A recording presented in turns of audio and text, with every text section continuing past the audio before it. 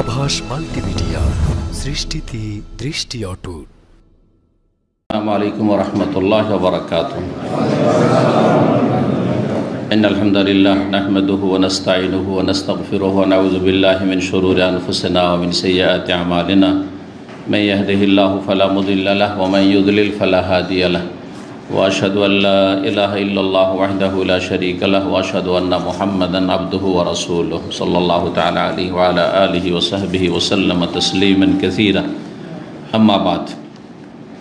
সম্মানিত দিনী ভাতৃমণ্ডলী, আল্লাহ রাব্বুল আলামিনের প্রশংসা এবং প্রিয় নবী মুহাম্মদুর রাসূলুল্লাহ সাল্লাল্লাহু আলাইহি সাল্লামের উপর সালাতু সালামের পর আজ জুমাবার 23শে রবিউল আউয়াল 1443 হিজরি মোতাবেক 29শে অক্টোবর 2021 ধারাবাহিক আলোচনা সহিহুল বুখারীর সালাতের পর্ব।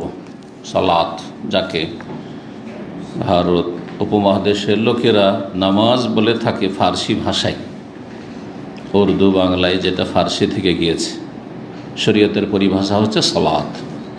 কিতাবুস সালাত, সালাতের পর্ব। ইনশাআল্লাহ এতে দীর্ঘ সময় ধরে আমরা চলতে থাকব, কারণ সালাত সম্পর্কে অনেক হাদিস সহিহ বুখারীতে রয়েছে এবং সবগুলি সহিহ হাদিস ইনশাআল্লাহ।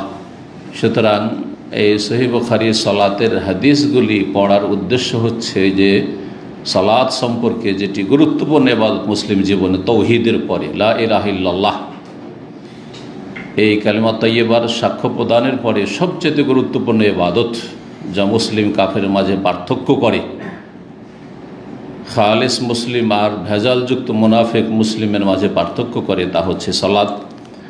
এই বিশুদ্ধ সালাত, সঠিক পদ্ধতি এবং সালাতের বিধিবিধান, হুকুম আহকাম, তার গুরুত্ব, সালাত ছেড়ে দিলে তার জন্য কঠিন শাস্তি, এ সমস্ত দিকগুলি ইনশাআল্লাহ তাআলা আমরা সহিহ হাদিসের আলোকে জানতে পারব। আল্লাহ রাব্বুল আলামিন যেন আমাদেরকে কোরআন এবং সহিহ সুন্নাহর জ্ঞান অর্জনের তৌফিক দান করেন এবং সেই অনুযায়ী যাবতীয় ইবাদত বন্দেগী সম্পাদনের তৌফিক দান করেন। বিশেষ করে সালাত, যার সালাত ঠিক হয়েছে, কারণ সালাতের সম্পর্ক আপনার এই বডির সাথে, দুনিয়ার সাথে কোনো সম্পর্ক নেই। সালাত এমন একটি ইবাদত, আপনার মাথা থেকে পা পর্যন্ত এর ওপর আপনার ইসলামের বিধান কায়েম করতে পারলেই সালাত হয়ে যায়।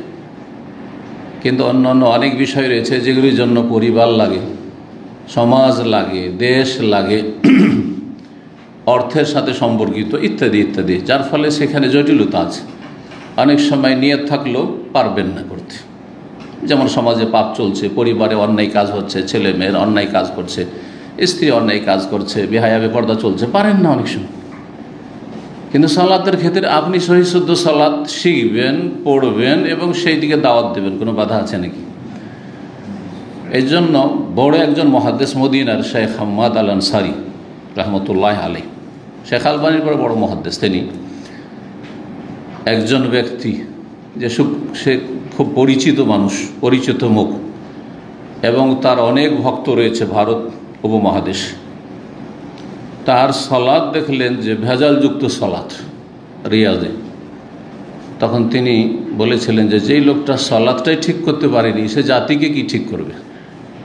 যেই লোকটি সালাত ঠিক করতে পারেনি, যে নামাজটাই ঠিক করে পড়তে পারে না, সেই ব্যক্তি জাতিকে কি ঠিক করবে? তো এই সালাত সম্পর্কে আমরা ইনশাআল্লাহ তাআলা আলোচনা করব একটা সময় পর্যন্ত। তারপরেও সালাতের পর্ব শেষ হবে না, রমজান কাছে আসবে, তা আমাদের নিয়ত আছে। তখন আমরা রমজানের কিতাবুস সিয়াম বা কিতাবুস সওম এই পর্বগুলি শুরু করব, যাতে করে সময় উপযোগী হাদিসগুলি আমরা রমজান আসার আগে আগে এবং রমজানেও ইনশাআল্লাহ ক্লাস আমাদের চলবে ইনশাআল্লাহ। তো সেগুলি সম্পর্কে আমরা জানতে পারি, কারণ সেগুলি তখন বেশি গুরুত্ব রাখে। তো সালাত সম্পর্কে আজকের প্রথম পর্ব। ইমাম বুখারী রাহিমাহুল্লাহ বলছেন, বিসমিল্লাহির রহমানির রহিম, কিতাবুস সালাহ। হাজা কিতাবুস সালাহ আসলে ছিল আরবি গ্রামারে হাজা মুবতাদা, যারা তারকিব আরবি গ্রামার বুঝেন, এটি হচ্ছে সালাতের পর্ব। সালাত সম্পর্কীয় হাদিসের সমষ্টি কিতাব, যাতে বেশ কিছু অধ্যায় এবং হাদিস সংকলিত হয়েছে, একত্রিত করা হয়েছে। কিতাবের শাব্দিক অর্থ এর আগে আলোচনা করেছি, সুতরাং সেদিকে যাচ্ছি না। সালাতকে সালাত কেন বলা হয়, সালাতের শাব্দিক অর্থ বা কী, আর শরঈ অর্থ বা পারিভাষিক অর্থ বা কী। সালাতের একটি প্রসিদ্ধ অর্থ হচ্ছে সালাত মানে দোয়া। সালাত মানে দোয়া। আরবি ভাষায় সালাত শব্দটি দোয়ার অর্থে ব্যবহৃত হয়েছে কোরআন এবং হাদিসে। আল্লাহ রাব্বুল আলামিন প্রিয় নবী সাল্লাল্লাহু আলাইহি সাল্লামকে যাকাত নিতে বলছেন। এই জন্য মুসলিম শাসক যদি কোরআন সুন্নাহ ভিত্তিক দেশ পরিচালনা করে তো তাকেও এই হুকুম রয়েছে, কারণ যে কোনো মুসলিম শাসক কোরআন সুন্নাহ ভিত্তিক দেশ পরিচালনা করলে তিনি রাসূলুল্লাহ সাল্লাল্লাহু আলাইহি সাল্লামের স্থলাভিষিক্ত খলিফা। খলিফাত রাসূলুল্লাহ আবু বকরকে কি বলা হতো? হ্যাঁ, এখানে সহি আকীদার অনুসারী আর ভ্রান্ত আকীদার অনুসারীর মাঝে পার্থক্য আছে। যে মুসলিম শাসক কোরআন সুন্নাহ ভিত্তিক দেশ পরিচালনার চেষ্টা করে তাকে রাসূলুল্লাহ সাল্লাল্লাহু আলাইহি ওয়াসাল্লাম খলিফা বলা হয়েছে। সাহাবীরা কি বলতেন আবু বকরকে? খলিফাতু রাসূলিল্লাহ সাল্লাল্লাহু আলাইহি ওয়াসাল্লাম, রাসূলুল্লাহ সাল্লাল্লাহু আলাইহি ওয়াসাল্লামের খলিফা। খলিফা মানে স্থলাভিষিক্ত। যেই স্থলে রাসূলুল্লাহ সাল্লাল্লাহু আলাইহি ওয়াসাল্লাম ছিলেন ওই জায়গাটি সুন্নতা যিনি পূরণ করলেন, সেই দায়িত্বগুলি পালন করলেন, রাসূলুল্লাহ সাল্লাল্লাহু আলাইহি ওয়াসাল্লাম খলিফা। তো খলিফা বলতে আগের যে শাসক ছিলেন তার জায়গায় যে জায়গায় পৌঁছিলেন, অধিষ্ঠিত হলেন, তিনি হচ্ছেন খলিফা। আর ভ্রান্ত আকীদা যাদের, আর ভ্রান্ত আকীদার অনুসারী তারা বলে আল্লাহর খলিফা। কি বলে শুনেছেন তাদের কাছে? কিন্তু এইখানেই কিন্তু হক বাতিলের পার্থক্য রয়েছে। সুতরাং সতর্ক সাবধান। কোনো একটি আয়াতে আল্লাহর খলিফা বলা হয়নি। ইন্নী জাইলুন ফিল আরদে খলিফা, আমি জমিনে খলিফা তৈরি করব। খলিফাতি, আমার খলিফা বলেছেন? একটি আয়াত, একটি হাদিস কেউ দেখাতে পারবে না। আমি এর আগে বহুবার বলেছি, আমার খলিফা বললে আল্লাহ কখনো মানব জাতিকে সম্বোধন করেননি। তাহলে আদম আলাইহিস সালামের আগে পৃথিবীতে কোনো মানুষ ছিল না, তো তিনি আবার কার স্থলাভিষিক্ত, কার খলিফা? এখানে বিভ্রান্তির শিকার হয়েছে। তাহলে আল্লাহর খলিফা হয়ে গেলেন। আরে আল্লাহ তো কোনো সময় অনুপস্থিত নন, খলিফা কার লাগে?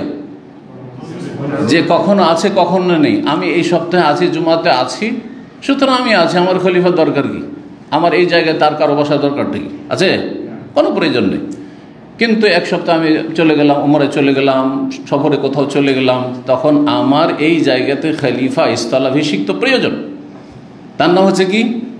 আমার এই আলোচনা চালানোর জন্য, এই প্রোগ্রামটি বহাল রাখার জন্য খলিফা জানাসীন স্থলাভিষিক্ত। বুঝতে পারছেন? আল্লাহ তো গায়েব নন, ওমা কুন্না গায়েবিন। আল্লাহ তাআলা বলছেন আমি তো অনুপস্থিত না, আল্লাহ হাজির। জি, কথা বুঝতে পারছেন? আর কোনো আয়াত বা হাদিস নেই যে আল্লাহর খলিফা। সুতরাং এটি ভ্রান্ত তাফসীর, ভ্রান্ত ব্যাখ্যা এবং রাজনৈতিক ব্যাখ্যা। আল্লাহর খলিফা মানুষ, সুতরাং আল্লাহ রাব্বুল আলামিনের যে হুকুম আহকাম আছে সেগুলির আর কি করতে হবে? বাস্তবায়ন করতে হবে। সুতরাং প্রত্যেক মানুষকে ক্ষমতা দখল করার চেষ্টা করতে হবে। কোথায় ব্যাখ্যার পৌঁছিল গিয়ে? প্রত্যেক মানুষকে ক্ষমতা দখলের চেষ্টা করতে হবে। আর সৎ মানুষকে, যেহেতু সৎ মানুষের সত্যিকার অর্থ মুসলিম, ঈমান এবং যাদের নেক আমল রয়েছে, সুতরাং সৎ মানুষদের একটি টিম, একটি দল এই কাজে বদ্ধপরিকর থাকবে। আর অসৎ যে নেতৃত্ব আছে ওকে টেনে ফেলবে। আর কি করবে? এর নাম হচ্ছে আন্দোলন। আর তারপরে টেনে ফেলার পরে নিজে সেখানে পৌঁছিবে, এর নাম হচ্ছে ইনকিলাব, বিপ্লব। আন্দোলন করে বিপ্লব ঘটাবে। বুঝতে পেরেছেন? এই হচ্ছে সিয়াসি তাফসীর। এর নাম কি? পলিটিক্যাল এক্সপ্লেনেশন, রাজনৈতিক ব্যাখ্যা। রাজনৈতিক ব্যাখ্যা, ইসলামের রাজনৈতিক ব্যাখ্যা নেই। যাকে আল্লাহ ক্ষমতা দিয়ে দিয়েছেন তার উপর তখন ওই কাজগুলি ফরজ হয়। যেমন চোরের হাত কাটা কার উপর ফরজ? শেখ মতিউর রহমানের উপর একেবারে ফরজ নয়। কিন্তু আমার অন্তর থেকে তামান্না, চাহিদা হইতে হবে। এবং কোনো আল্লাহর নেক বান্দা কোনো দেশে ইসলামী দণ্ডবিধান যদি কায়েম করে তার সাথে সবসময় আছি, অন্তর দিয়েও আছি। আর যতটা সহযোগিতার প্রয়োজন আমার কাছে তিনি প্রয়োজন মনে করেন বা আমি পারবো, আছি। বুঝা গেছে না? এই জন্য সৌদি আরবকে আমরা সমর্থন করি, কারণ আলহামদুলিল্লাহ এখানে এখানকার সংবিধান হচ্ছে কোরআন এবং সুন্নাহ, কোরআন এবং সুন্নাহ। জি, তো সালাত মানে কি? দোয়া। সালাত দোয়া কোরআনে কারিমে অনেক আয়াতে এইরকম অর্থে ব্যবহৃত হয়েছে। দেখুন আল্লাহ রাব্বুল আলামিন নবী সাল্লাল্লাহু আলাইহি ওয়াসাল্লাম যে কথা বলছিলাম, কি নিতে বলেছেন? যাকাত নিতে বলেছেন। খুয মিন আমওয়ালিহিম সাদাকা, তাদের ধন সম্পদ থেকে কি নাও? যাকাত। সাদাকা মানে যাকাত, সাদাকা গ্রহণ করো, যাকাত গ্রহণ করো। তুতাহিরুহুম ওয়া তুযাক্কিহিম বিহা, যাকাত নিয়ে তাদেরকে পাক পবিত্র করবে, তাদের পরিশুদ্ধি করবে, তাজকিয়া নফস করবে, কৃপণতা মুক্ত করবে। মানুষ যখন দান করে তখন মনটা বড় হয়, কৃপণতা মুক্ত হয়। যে দান করে না সে আরও ধীরে ধীরে কী হয়ে যায়? আরও কৃপণ, আরও হিসাবি হয়ে যায়। আর যে যত বেশি দান করবে সে তত বেশি মানসিক শান্তি পাবে, তাকে তত বেশি ভালো লাগবে, তত বেশি তার দিলটা প্রশস্ত হবে। বাস্তব সত্য আপনি দেখবেন পরীক্ষা। যে সবসময় পরের খাওয়ার চেষ্টা করে সে জীবনে কাউকে খাওয়াইতে পারবে না। আর যে সবসময় খাওয়াবার চেষ্টা করে, কারো পর খাওয়া লোক না, সে খাওয়াইলেই শান্তি পাবে। ভালো মানুষকে খাওয়াইলে ভালো মানুষ, ভালো মানুষকে খাওয়াইলে শান্তি পাবে। তো আল্লাহ বলছেন যে পাক পবিত্র করবে এবং তাদের আত্মার পরিশুদ্ধি করবে। ওয়াসাল্লি আলাইহিম, এবং তাদের জন্য সালাত করো। এই সালাত মানে কি? দোয়া করো। উদউ লাহুম, সালাত সাল্লে আমরের সেগা সালাত থেকে, তাদের জন্য দোয়া করো। যারা যাকাত দিতে আসবে তাদের জন্য দোয়া করো। ইন্না সালাতাকা সাকানুল লাহুম, নিশ্চয় তোমার সালাত মানে কিন্তু এখানে নামাজ না, তোমার দোয়া তাদের জন্য প্রশান্তির কারণ, সুকুন হবে, মনে শান্তি হবে। আমি নবীর দোয়া পেয়েছি সাল্লাল্লাহু আলাইহি ওয়াসাল্লাম। দেখেন সাল্লাল্লাহু আলাইহি ওয়াসাল্লাম, এই যে প্রসিদ্ধ সংক্ষিপ্ত সালাত, যখনই নবীর নাম আসবে কি বলছেন? সাল্লাল্লাহু আলাইহি ওয়াসাল্লাম। সাল্লাল্লাহু, তার উপর আল্লাহর রহমত বর্ষিত। দোয়া, সালাম মানে শান্তি, আর সালাত মানে দোয়া। তার জন্য দোয়া করছে, আমরা দোয়া করছি সাল্লাল্লাহু আলাইহি ওয়াসাল্লাম বলা মানে নবী সাল্লাল্লাহু আলাইহি ওয়াসাল্লামের জন্য। জি, তো যদিও সালাতের আরেকটি তাফসীর দুরুদের ক্ষেত্রে যে আল্লাহ রাব্বুল আলামিনের কাছে এই দোয়া করে, দোয়াই কিন্তু এই দোয়া করে যে আল্লাহ রাব্বুল যেন মালায়ে আলাতে, সুউচ্চ স্থানে, তার আরশে আজিমের চারদিকে যে আল্লাহর নিকটবর্তী ফেরেশতারা রয়েছেন তাদের সামনে নবী সাল্লাল্লাহু আলাইহি ওয়াসাল্লামের সুআলোচনা, ভালো আলোচনা, সানাউল্লাহ আলাইহি ফিল মালাইল আলা। আবুল আলিয়া রহমতুল্লাহ আলী প্রখ্যাত তাবী তাফসীর করেছেন দুরূদের ক্ষেত্রে। কিন্তু সালাতের মূল অর্থ কি? দোয়া। ওয়াসাল্লি আলাইহিম ইন্না সালাতাকা সাকানুল লাহুম। তো সালাত মানে দোয়া হয়। সালাতের শাব্দিক অর্থ কেউ কেউ বলেছে সেলাতুন থেকে। সেলা মানে রিলেশন, সেলাতুন মানে সম্পর্ক। এই জন্য আত্মীয়দের সাথে সুসম্পর্ককে কোরআন এবং হাদিসের ভাষায় বলা হয়েছে সেলাতুল আরহাম। কি বলা হয়েছে? যাদের সাথে আরহাম, জরায়ুর সম্পর্ক আছে, আপনার মায়ের বংশ নয় বাপের বংশ, তাদের সাথে আপনার সেলা মানে সুসম্পর্ক বহাল রাখা, এটা হচ্ছে আত্মীয়তার সুসম্পর্ক। সেলাতুন শব্দ আসলো না? আসলো না? তাহলে সেলাতুন থেকে সালাত মানে সালাতের মাধ্যমে কি হয়? সম্পর্ক হয়, সালাতের মাধ্যমে সম্পর্ক হয়। তাহলে এই নামাজকে, যাকে আমরা নামাজ বলছি অনেকে, সালাতকে, যাতে কি রয়েছে? কিয়াম রয়েছে, দাঁড়ানো, রুকু রয়েছে, সুজুদ রয়েছে, জালসা বৈঠক রয়েছে, যাতে কিছু কথা রয়েছে, দোয়া রয়েছে, সূরা রয়েছে, তাসবিহ রয়েছে, এগুলোর নাম না সালাত। সালাম রয়েছে, তাকবীর রয়েছে। এই সালাতকে সালাত এই জন্য বলা হয় যে এই সালাতের আসল রূহ আত্মা, এবং এই সালাতের আসল যে বিষয়বস্তু সেটি হচ্ছে দোয়া। সালাত হচ্ছে আল্লাহর কাছে কি করা?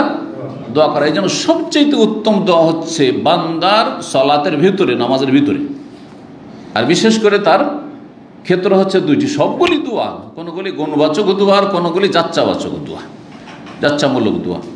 তো বিশেষ করে সেজদাই দোয়া, আপনি যা ইচ্ছা তাই চান। আত্মাহা দরুদ পড়ে নিয়ে সালামের আগেখানে দোয়া, সালাতের ভিতরে দোয়া, সালাতের বাইরের দোয়া চাইতে অনেক অনেক গুণে উৎকৃষ্ট, উত্তম, ফজিলতপূর্ণ এবং বেশি দোয়া কবুল হয়। নবী সাল্লাল্লাহু আলাইহি ওয়াসাল্লামের নির্দেশ রয়েছে। তো দোয়া কেন বলা হয়? এই সালাত মানে দোয়া, আর এখান থেকে সালাত, নামাজের নাম সালাত কেন হলো? আশা করি এই সম্পর্কটা শাব্দিক অর্থের সাথে এই যে আমাদের সালাত শরীয়তের, তার একটা সম্পর্ক যে এটা বুঝতে বলেন তাহলে, ঠিক না? আচ্ছা, সালাত মানে যদি ওই যে দ্বিতীয় অর্থ করলাম কি, সেলা মানে সম্পর্ক, তাহলে এই সালাতকে সালাত কেন বলা হয়, নামাজকে সালাত কেন বলা হয়? কারণ এটি হচ্ছে বান্দার সেলাতুল আবদে মা রব্বিহি। একজন বান্দা, আমি বান্দা, আমার আল্লাহর সাথে সম্পর্কের মুখ্য মাধ্যম। সালাত নেই, সম্পর্ক নেই। সালাত আছে, দৈনিক সম্পর্ক আছে, একবার না 5 বার করে আছে, এটা বাধ্যতামূলক। 17 রাকাতে, আর এক রাকাতে 2টা করে সিজদা করে, একটা করে রুকুতে ঝুঁকে আল্লাহর সাথে সম্পর্ক আছে। আর কত দোয়া এর মধ্যে, কত তাকবীর, কত তাসবিহ, কত কি এইসব ইবাদত বন্দেগীর মধ্যে আল্লাহর সাথে কি আছে?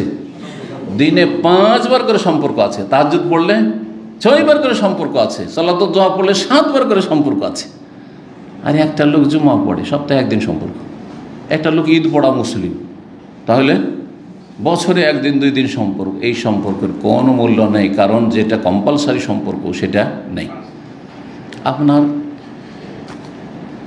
ভাইয়ের বাড়িতে, বোনের বাড়িতে বিয়ের দিন হাজির হলেন না আপনি, যেদিন কেউ মারা গেছে, আপনার ভাই বোনের ছেলে মেয়ে মারা গেছে, হ্যাঁ, বোনের স্বামী মারা গেছে, সেই দিন গেলেন না আপনি, সুখে দুঃখে গেলেন না, আর এমনি চলে গেলেন বেড়াতে, খুশি হবে নাকি? খুশি হবে? কখন খুশি হবে না। আমার বিয়ে শাদিতে হাজির হলেন না, আমার দুঃখের সময় হাজির হলেন না, আর এখন বাড়িতে এসছি ফ্যামিলি নিয়ে, অসন্তুষ্ট আরও হবে। ঠিক ওই রকমই যারা মাঝে মধ্যে যায় আল্লাহর কাছে, প্রতিটি মুসলিম তো মাঝে মধ্যে যায়, হ্যাঁ, যারা মোনাফিক টাইপের মুসলিম ওরা তো মাঝে মধ্যে মসজিদে যায়, দুনিয়ার গরজে যায়, বোঝা গেছে? কোনো সম্পর্ক নেই আল্লাহর সাথে। তো আশা করি বুঝতে পেরেছেন। তাহলে যার সালাত আছে আল্লাহর সাথে সেলা আছে, রিলেশন সম্পর্ক। যার 5 ওয়াক্ত সালাত নেই, আল্লাহর সাথে সম্পর্ক নেই। ভালো করে শোনেন, যার সালাতে যত খুশু, একগ্রতা আছে, মন লাগিয়ে সালাত আদায় করছেন, তার তত বেশি সুসম্পর্ক আল্লাহর সাথে আছে। আর যার যত বেশি সুসম্পর্ক আল্লাহর সাথে আছে, সে মানসিক দিক থেকে তত বেশি শক্তিশালী, তত বেশি শক্তিশালী। এই শক্তি পয়সা দিয়ে কিনে পাওয়া যায় না। একজন ইমাম, প্রখ্যাত ইমাম বুখারী রহমাহুল্লাহর ওস্তাদ, এবং ইমাম বুখারী যেমন আমিরুল মুমিনিন, হাদিসের আমিরুল মুমিন বলা হয়েছে, তেমনি ইমাম আবদুল্লাহ বিন মুবারক, তাকে বলা হয়েছে আমিরুল মুমিনিন ফিল হাদিস। তিনি বলছেন, ইমাম আবদুল্লাহ বিন মুবারক, তখন আব্বাসী খলিফাদের জামানা, হারুন রশিদের যুগ। তখনকার খলিফা আজকালকার শাসকদের চাইতে অনেক অনেক ভালো ছিল, যদিও বিভিন্ন ভোগবিলাস বা বিভিন্ন খারাপ দিক তাদের মধ্যে চলে এসেছিল, কিন্তু অনেক ভালো ছিল। তারা ইসলামী বিধিবিধানের বাস্তবায়ন করতো, সর্বস্তরে দণ্ডবিধান কায়েম করতো, সবই করতো, কোরআন সুন্নাহ তাদের সংবিধান ছিল। তো তিনি বলেছেন, যদি জানতে পারতো, অনুধাবন করতে পারতো এই শাসকরা যে মানহানফি, যেই শান্তিতে আমরা জীবনযাপন করছি, আলেম ওলামারা, আল্লাহর নেকবান্দারা, আবেদ জাহেদরা, আখেরাত পরকাল মুখীরা, দুনিয়া বিমুখরা যেই শান্তিতে জীবনযাপন করছি, এটা যদি মুসলিম শাসকরা জানতে পারতো, নেতারা জানতে পারতো, লাজালাদুনা বিসয়ুফ, তাহলে তরবারি দিয়ে আমাদের কর্তন করতো, বাঁচতে দিত না। যে তোরা এত শান্তিতে, আর আমাদের টেনশনের শেষ নাই, আমাদের ভয়ভীতির শেষ নাই, অশান্তির শেষ নাই, তাই না? মানসিক রোগের শেষ নাই, আর তোদের কোনো মানসিক রোগ নেই, শুকনো রুটি খেয়েই শান্তি, ডাল ভাত খেয়েই শান্তি। সুবহানাল্লাহ, সুবহানাল্লাহ। ঈদ চলে যাচ্ছে, একজন নেক মানুষ নিজের জন্য নতুন কিছু কিনতে পারে না, ছেলে মেয়ের জন্য কিছু কিনতে পারে, তারপরও শান্তি কোত্থেকে আসে? এমনিতে আসে। আর দুনিয়াদার বাড়িতে টিভি নেই, অশান্তি, ছেলে স্মার্টফোন পায় না, ছেলে, এখানকার দামামের ঘটনা, তার নিজের বাবা আমাকে বলছে যে ছেলে নিজে খুব দুঃখ করে বলছে যে নতুন যে কি বলছে, যেটাকে নতুন যেটা নতুন মডেল যেটা এসছে আর কি, সেটা নেবে সে যেতে শুরু করেছে, অথচ তার সুন্দর একটা মোবাইল আছে, আইফোন সম্ভবত নেবে। এখানে পরিবার নিয়ে বাস করে, বলছে যে আমরা দিব দিচ্ছি, কাজ চলছে। তখন সে ঘর তালা বন্ধ করে 1-2 দিন বেরিয়ে হয়নি, না খেয়ে ও অনশন ধর্মকাট শুরু করেছে বাড়ির মধ্যে। কত অশান্তি, কত অশান্তি। কিন্তু একজন নেক মানুষ এই মোবাইল কিনতেই পারে না, তারপর অশান্তিতে আছে, আলহামদুলিল্লাহ, তারপর কত শান্তিতে আছে। সব দিক থেকে আলহামদুলিল্লাহ। তো যে কথাটি বলছিলাম, যার যত বেশি আল্লাহর সাথে সুসম্পর্ক থাকবে সে তত বেশি শান্তি থাকবে। মুসিবত না, কারণ কয়দিনের মুসিবত, দুনিয়ার নামই তো মুসিবত, সুখ আর দুঃখ মিলিত দুনিয়া। সামনে আমার আখিরাত উজ্জ্বল, আমার কোনো চিন্তা নেই। ফালা খাউফুন আলাইহিম ওয়া লা হুম ইয়াহজানুন, না কোনো চিন্তা না কোনো ভয় আছে আমার, ঠিক না? আল্লাহর সাথে আমার সম্পর্ক ঠিক আছে। আল্লাহ যেন বোঝার তৌফিক দান করেন। তাহলে শাব্দিক অর্থ হয়ে গেল সালাতের। পারিভাষিক অর্থ কি? ওলামারা বলেছেন সালাত বলা হয় এমন একটি গুরুত্বপূর্ণ ইবাদতকে যে আকওয়ালুন ওয়া আমালুন, যাতে কতিপয় কথা রয়েছে এবং কাজ রয়েছে। আকওয়ালুন ওয়া আমাল বা আফআল, আকওয়ালুন ওয়া আফআলুন, যাতে কতিপয় বাচনিক ইবাদত রয়েছে, কথা রয়েছে, ওয়া আফআল আর কিছু আমল কর্ম রয়েছে। মুফতাতাহাতুন বিত্তাকবীর ওয়া মুখতাতামাতুন বিত্তাসলিম, যে ইবাদতটি শুরু হয়, সূচনা হয় কি দিয়ে? তাকবীর, আল্লাহু আকবার, তাকবীরে তাহরিমা দিয়ে, আর সমাপ্তি ঘটে মুখতাতামাতুন মানে খতম হয় কি দিয়ে? বিত্তাসলিম, সালাম দিয়ে। জি, যাতে বেশ কিছু কথা আছে আর বেশ কিছু কাজ আছে, করতে হবে আর বলতে হবে সেগুলি। আর সেটা কোরআনে কারিমের তেলাওয়াতি হোক, অথবা তসবিহ হোক, অথবা দোয়া হোক, আর তাহিয়াত হোক, নবীর ওপর সালাত সালাম হোক, যাই হোক না কেন, যেটা শুরু হয় তাকবীরে তাহরিমা দিয়ে আর শেষ হয় সালাম দিয়ে। আর শেখ হোসেন রহমতুল্লাহ আলাই যেমন এর আগে বলেছে, এর সাথে আত-তাআব্বুদ লিল্লাহ, এর মাধ্যমে আল্লাহর ইবাদত করা, আল্লাহর ইবাদত করা, এটি আল্লাহর ইবাদত, গুরুত্বপূর্ণ ইবাদত। তো এই ছিল সালাত সম্পর্কে কথা। আর তারপরে আমরা আসি অধ্যায়ের দিকে, হাদিসের দিকে। কিতাবুস সালাহ, এ হচ্ছে সালাতের পর্ব। প্রথম অধ্যায় বাবুন মানে হাজা বাবুন, আসলে এরকম ছিল। এই হচ্ছে এমন অধ্যায়, কাইফা ফরিজাতিস সালাহ, যে কিভাবে সালাত ফরজ করা হয়েছিল। ফিল ইসরা, নৈশ ভ্রমণের রাতে। আসরা ইউসরি, ইসরা মানে হচ্ছে রাতের ভ্রমণ, কি রাতের সফর। তা নবী করিম সাল্লাল্লাহু আলাইহি সাল্লামের রাতের সফর বলতে কোন সফর বোঝানো হয়েছে? মেরাজের সফর। সেটা দুই ভাগে বিভক্ত, একটা ছিল জমিনি সফর আর একটা ছিল আসমানি সফর। জমিনি সফর ছিল মক্কাতুল মুকাররমা থেকে বাইতুল মুকাদ্দাস প্যালেস্টাইন পর্যন্ত, আর তারপরে ওখান থেকে ছিল ঊর্ধ্ব গগনে সফর 7 আসমান পর্যন্ত। আল্লাহ রাব্বুল আলামিন তাকে ডেকেছিলেন এমন এক সময়ে, এমন এক পরিস্থিতি ছিল, প্রেক্ষাপট ছিল, যখন তিনি কাফেরদের কাছে নির্যাতিত, মানসিকভাবে, শারীরিকভাবে, পারিবারিকভাবে তিনি বিপদগ্রস্ত। চাচা যে সাপোর্টে ছিলেন আবু তালেব, তিনি মারা গেলেন, ইসলামটাও কবুল করলেন না, মারা গেলেন, সাপোর্ট আর পাচ্ছেন না, আর মারা গেলেন কুফরের অবস্থায়। মানসিক কষ্ট, শারীরিক কষ্ট শুরু হয়ে গেছে, নির্যাতন কাফেরদের পক্ষ থেকে শারীরিক শুরু হয়ে গেছে, জুলম অত্যাচার এই আবু তালেবের ইন্তেকালের সাথে। প্রিয়তম একমাত্র স্ত্রী খাদিজা রাদিয়াল্লাহু তাআলা, তিনি মারা গেছেন। এই সময় আল্লাহ রাব্বুল আলামিন সান্ত্বনা দিতে চাইলেন প্রিয় রাসূল সাল্লাল্লাহু আলাইহি ওয়াসাল্লাম। এর চাইতে বড় সান্ত্বনা আর কি হইতে পারে? এর চাইতে বড় সুসংবাদ কি হইতে পারে? যে আল্লাহ এমন একটি অসাধারণ ঘটনা ঘটাচ্ছেন, এমন একটি মুজিজা অলৌকিকত্ব যা মানুষ ধারণা করতে পারে না, যে একই রাতে, যেখানে 1 মাস ওটের পিঠে লাগে মক্কা থেকে এই শাম দেশ, ফিলিস্তিন, প্যালেস্টাইন, বাইতুল মুকাদ্দাস, সেখানে পৌঁছিলেন। আবার সেখান থেকে 7 আসমানে সফর করলেন।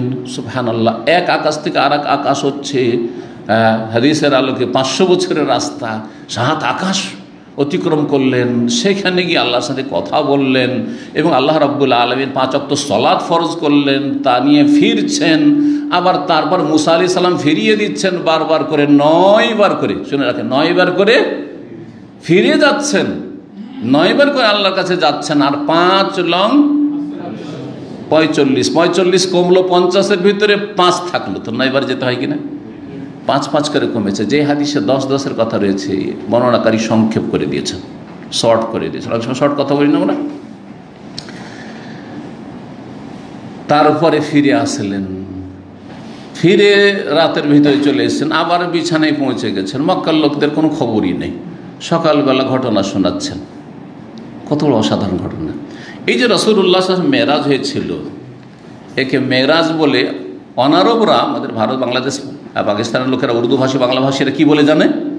মেয়েরাজ। এছাড়া কেউ বুঝে না, ইল্লা কিছু আলেম ওলামার, যারা আলেম ওলামাদের সংসর্গে থাকে, যারা স্পেশালি লেখাপড়া করে, সিরাত সম্পর্কে ভালো জ্ঞান আছে, তারা নৈশ ভ্রমণ বা ইসরা বুঝে, কিন্তু ইসরা শব্দটি বুঝে না। অথচ কোরআনে কারীমে ইসরার কথা আছে। কোরআনে কারীম কি আছে? ইসরার কথা আছে। আর মেরাজ মানে ওপরে উঠা, আরাজে আরজ, সিঁড়িকে মেরাজ বলা হয়, ওঠার যন্ত্র। এই যারা লিফট আছে, সিঁড়ি আছে, এগুলো মেরাজ। মিসআদ, এখন মিসআদ বলছে, সাদা ইয়াসআদ মানে হচ্ছে ওপরে উঠা। এখান থেকে লিফটকে মিসআদ বলা হচ্ছে। মেরাজও যদি কেউ বলে তো ভুল না। আরাজে আরজ মানে ঊর্ধ্ব আকাশে, ঊর্ধ্ব গগনে উঠা, ওপর দিকে উঠা। তো ওপর দিকে যে সফর করে সেটার নাম হচ্ছে মেরাজ, বাইতুল মুকাদ্দাস থেকে 7 আকাশ পর্যন্ত।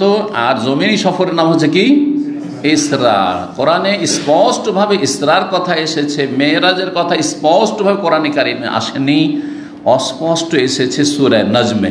তাহলে ইসরার কথা সূরায়ে বনি ইসরাইল, সূরাতুল ইসরা শুরুতে রয়েছে। আল্লাহ রাব্বুল ইরশাদ করেছেন, বিসমিল্লাহির রহমানির রহিম, সুবহানাল্লাযী আসরা বিআবদিহি লাইলাম মিনাল মাসজিদিল হারাম ইলাল মাসজিদিল আকসাল্লাযী বারাকনা হাওলাহু লিনুরিয়াহু মিন আয়াতিনা ইন্নাহু হুয়াস সামিউল বাসীর। এই যে সুবহানাল্লাযী আসরা বিআবদিহি, পাক পবিত্র সেই সত্তা, তাসবিহ পাঠ করছি সেই সত্তার, সেই জাতে পাকের।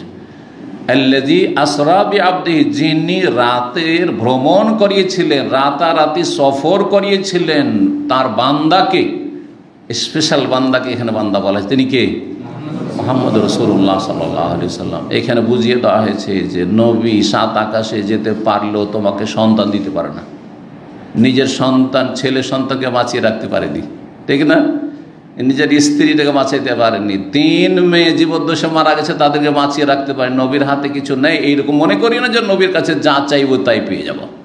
তার ইন্তেকালের পরে জীবদ্দশাতে যা ইচ্ছা তাই চাইব, নবী দিয়ে দেবেন। হ্যাঁ, দোয়া ঠিক আছে, জীবদ্দশায় যখন বেঁচে আছেন দোয়া চাইতে পারে। সাহাবীরা দোয়া চেয়েছেন, কিন্তু সাহাবীরা কেউ চাইছেন ইয়া রাসূলুল্লাহ আমাকে জান্নাত দিয়ে দেন, আমাকে জাহান্নাম থেকে বাঁচিয়ে দেন, বলেছেন আমার জন্য দোয়া করেন, বিনা হিসেবে যাতে জান্নাত হবে, বলেছেন না? দোয়া চেয়েছেন। কিন্তু ইন্তেকালের পরে কেউ যদি নবী সাল্লাল্লাহু আলাইহি ওয়াসাল্লামের কবরের কাছে গিয়ে বলে ইয়া রাসূলুল্লাহ আমার জন্য একটু দোয়া করেন, হ্যাঁ, কোনো পুরুষ যদি দোয়া করে আপনার জন্য অবিবাহিত আছে, ইয়া রাসূলুল্লাহ হ্যাঁ আমার জন্য একটা ভালো মেয়ের ব্যবস্থা করে দেন, হ্যাঁ একটা সত্যি মেয়ের আমার খোঁজ সন্ধান দেন, চলবে না শিরক?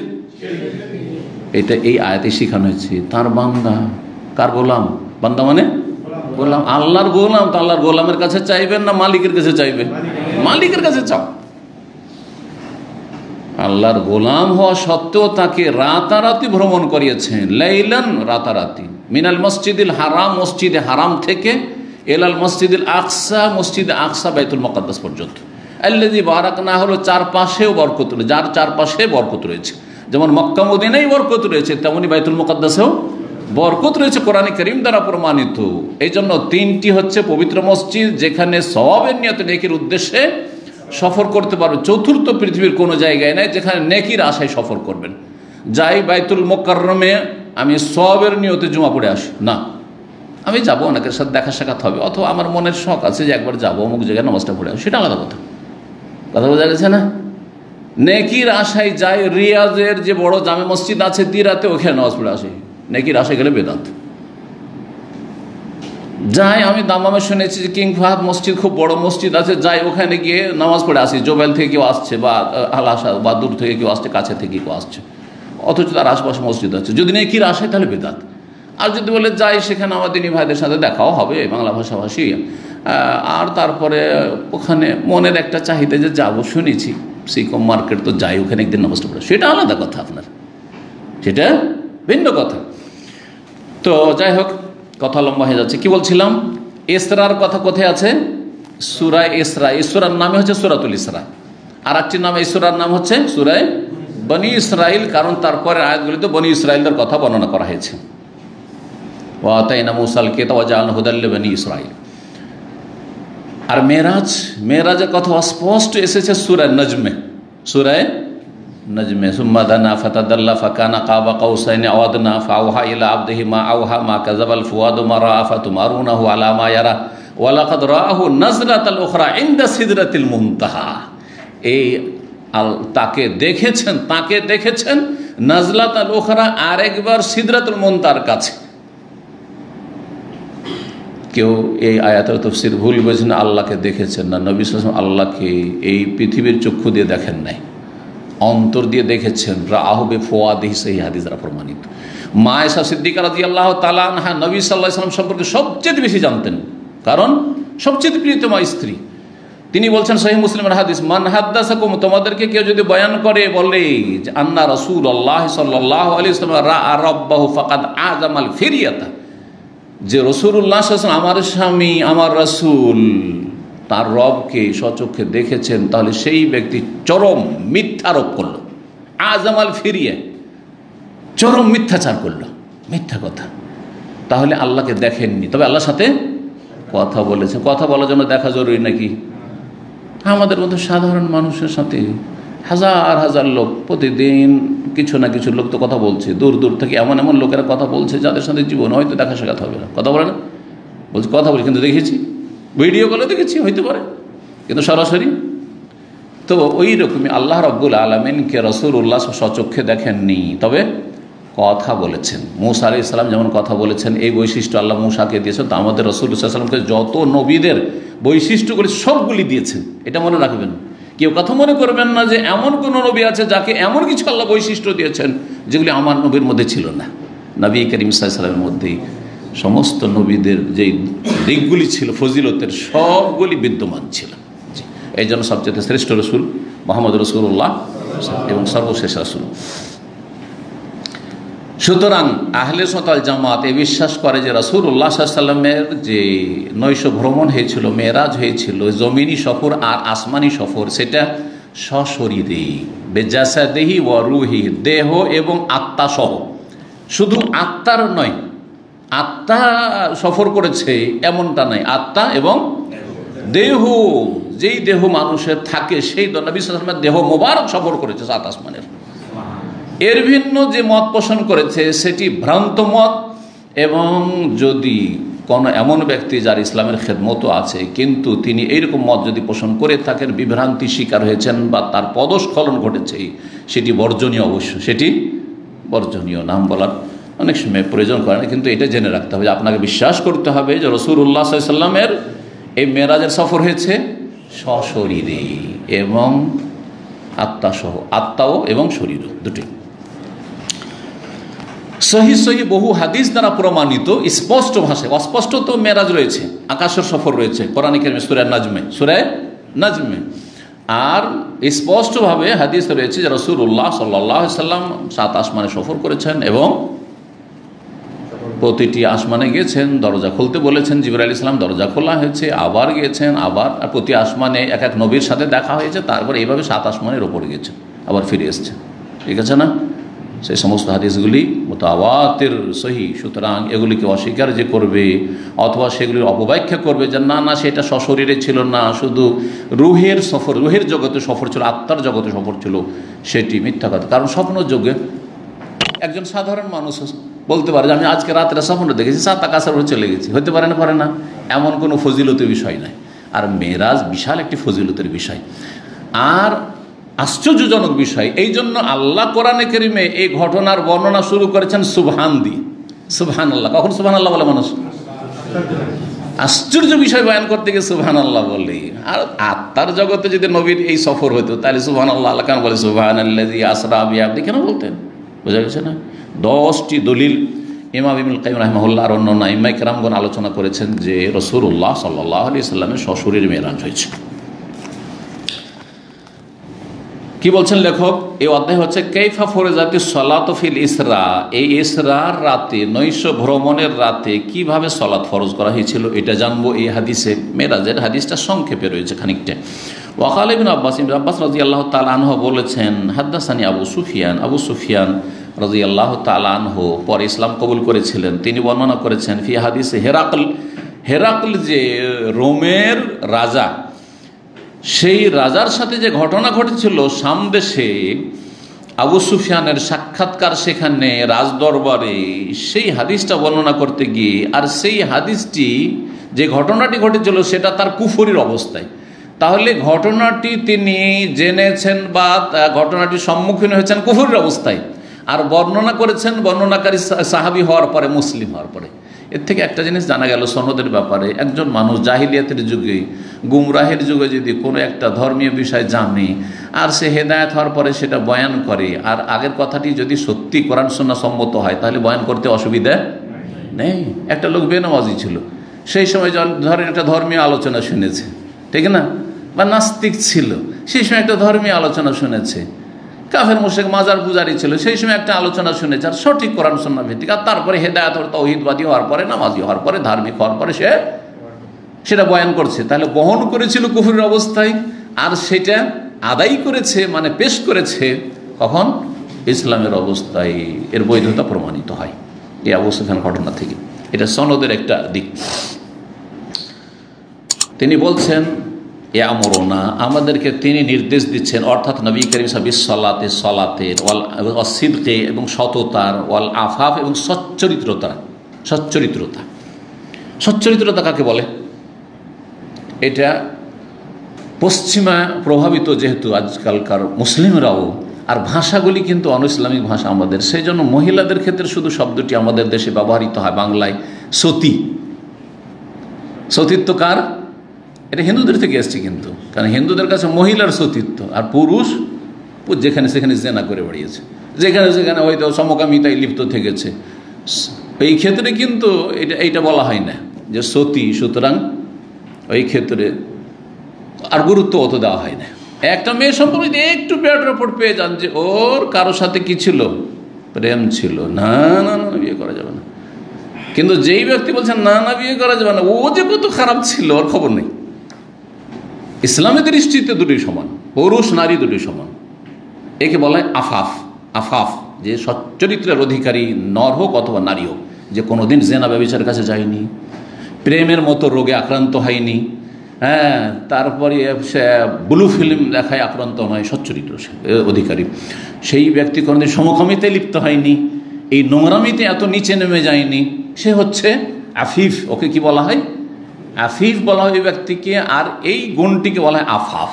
তো নবী করিম সাল্লাল্লাহু আলাইহি ওয়াসাল্লাম যেসব ভালো কাজের নির্দেশ প্রদান করছেন, এই বিবৃতি তিনি দিয়েছিলেন কুফরের অবস্থায়, কিন্তু মিথ্যা বলতে পারেনি। কারণ আরবরা কাফের মুশরিক 360টা মূর্তির পূজা করছে কাবা ঘরের চারপাশে, ঘরে ঘরে দেবদেবীর পূজা, মূর্তি প্রতিমা পূজা করছে, কিন্তু মিথ্যা বলা তাদের মাঝে চরম ঘৃণিত কাজ ছিল, অপরাধ ছিল, মানহানির বিষয়। কেউ যদি জানতে পারে সমাজে যে আবু সুফিয়ান মিথ্যা কথা বলেছে, তাহলে তার বড়ই মানহানি হয়ে যাবে। বলছি এই ভয় যদি না থাকতো, তো মুহাম্মদ সাল্লাল্লাহু আলাইহি ওয়াসাল্লাম সম্পর্কে যে আমাকে মন্তব্য করার জন্য ডেকেছিলেন রাজা হেরাকল, রোমের রাজা, যখন নবী সাল্লাল্লাহু আলাইহি ওয়াসাল্লাম ইসলামের দাওয়াতের চিঠি পৌঁছিল, তখন ওখানে কিছু তো আমি মিথ্যা ঢুকাইতাম, কিছু তো মিথ্যা আর সংমিশ্রণ ঘটাইতাম, কিন্তু ভয় লাগলো যে আমার পাশে পিছনে কিন্তু আমার সঙ্গীরা শুনছে, ওরা এসে মক্কাতে বলে দেবে যে আবু সুফিয়ান ওখানে রাজার সামনে মিথ্যা কথা বলে এসে, মিথ্যাচার করে এসেছে। অথচ আজকাল অনেক মুসলিম আছে অহরহ মিথ্যাচার করছেন।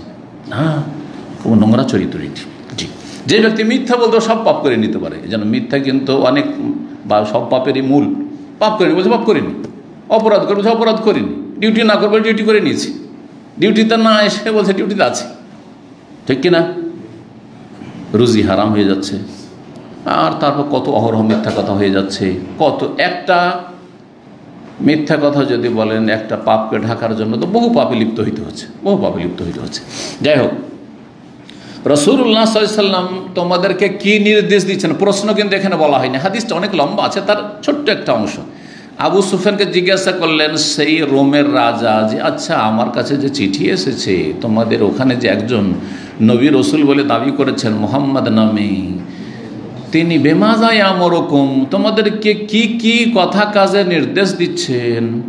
তখন তিনি বলেছেন ইয়ামুরুনা বিসসালাতি ওয়াসসিদকি ওয়াল আফাফি, আমাদেরকে সালাত পড়তে বলছেন, ওয়াসসিদকি সত্য কথা বলতে বলছেন, সত্য আচরণ করতে বলছেন, ওয়াল আফাফে সচ্চরিত্রে নির্দেশ যেন আমরা জেনা ব্যভিচার অশ্লীলতার কাছে না যাই, ওয়ালা তাকরাবুল ফাওয়াহিশা মা যাহারা মিনহা মা বাতান, প্রকাশ্যে হোক আর গোপনে হোক কখনো অশ্লীল কথা কাজের ধারে কাছে যাবে না।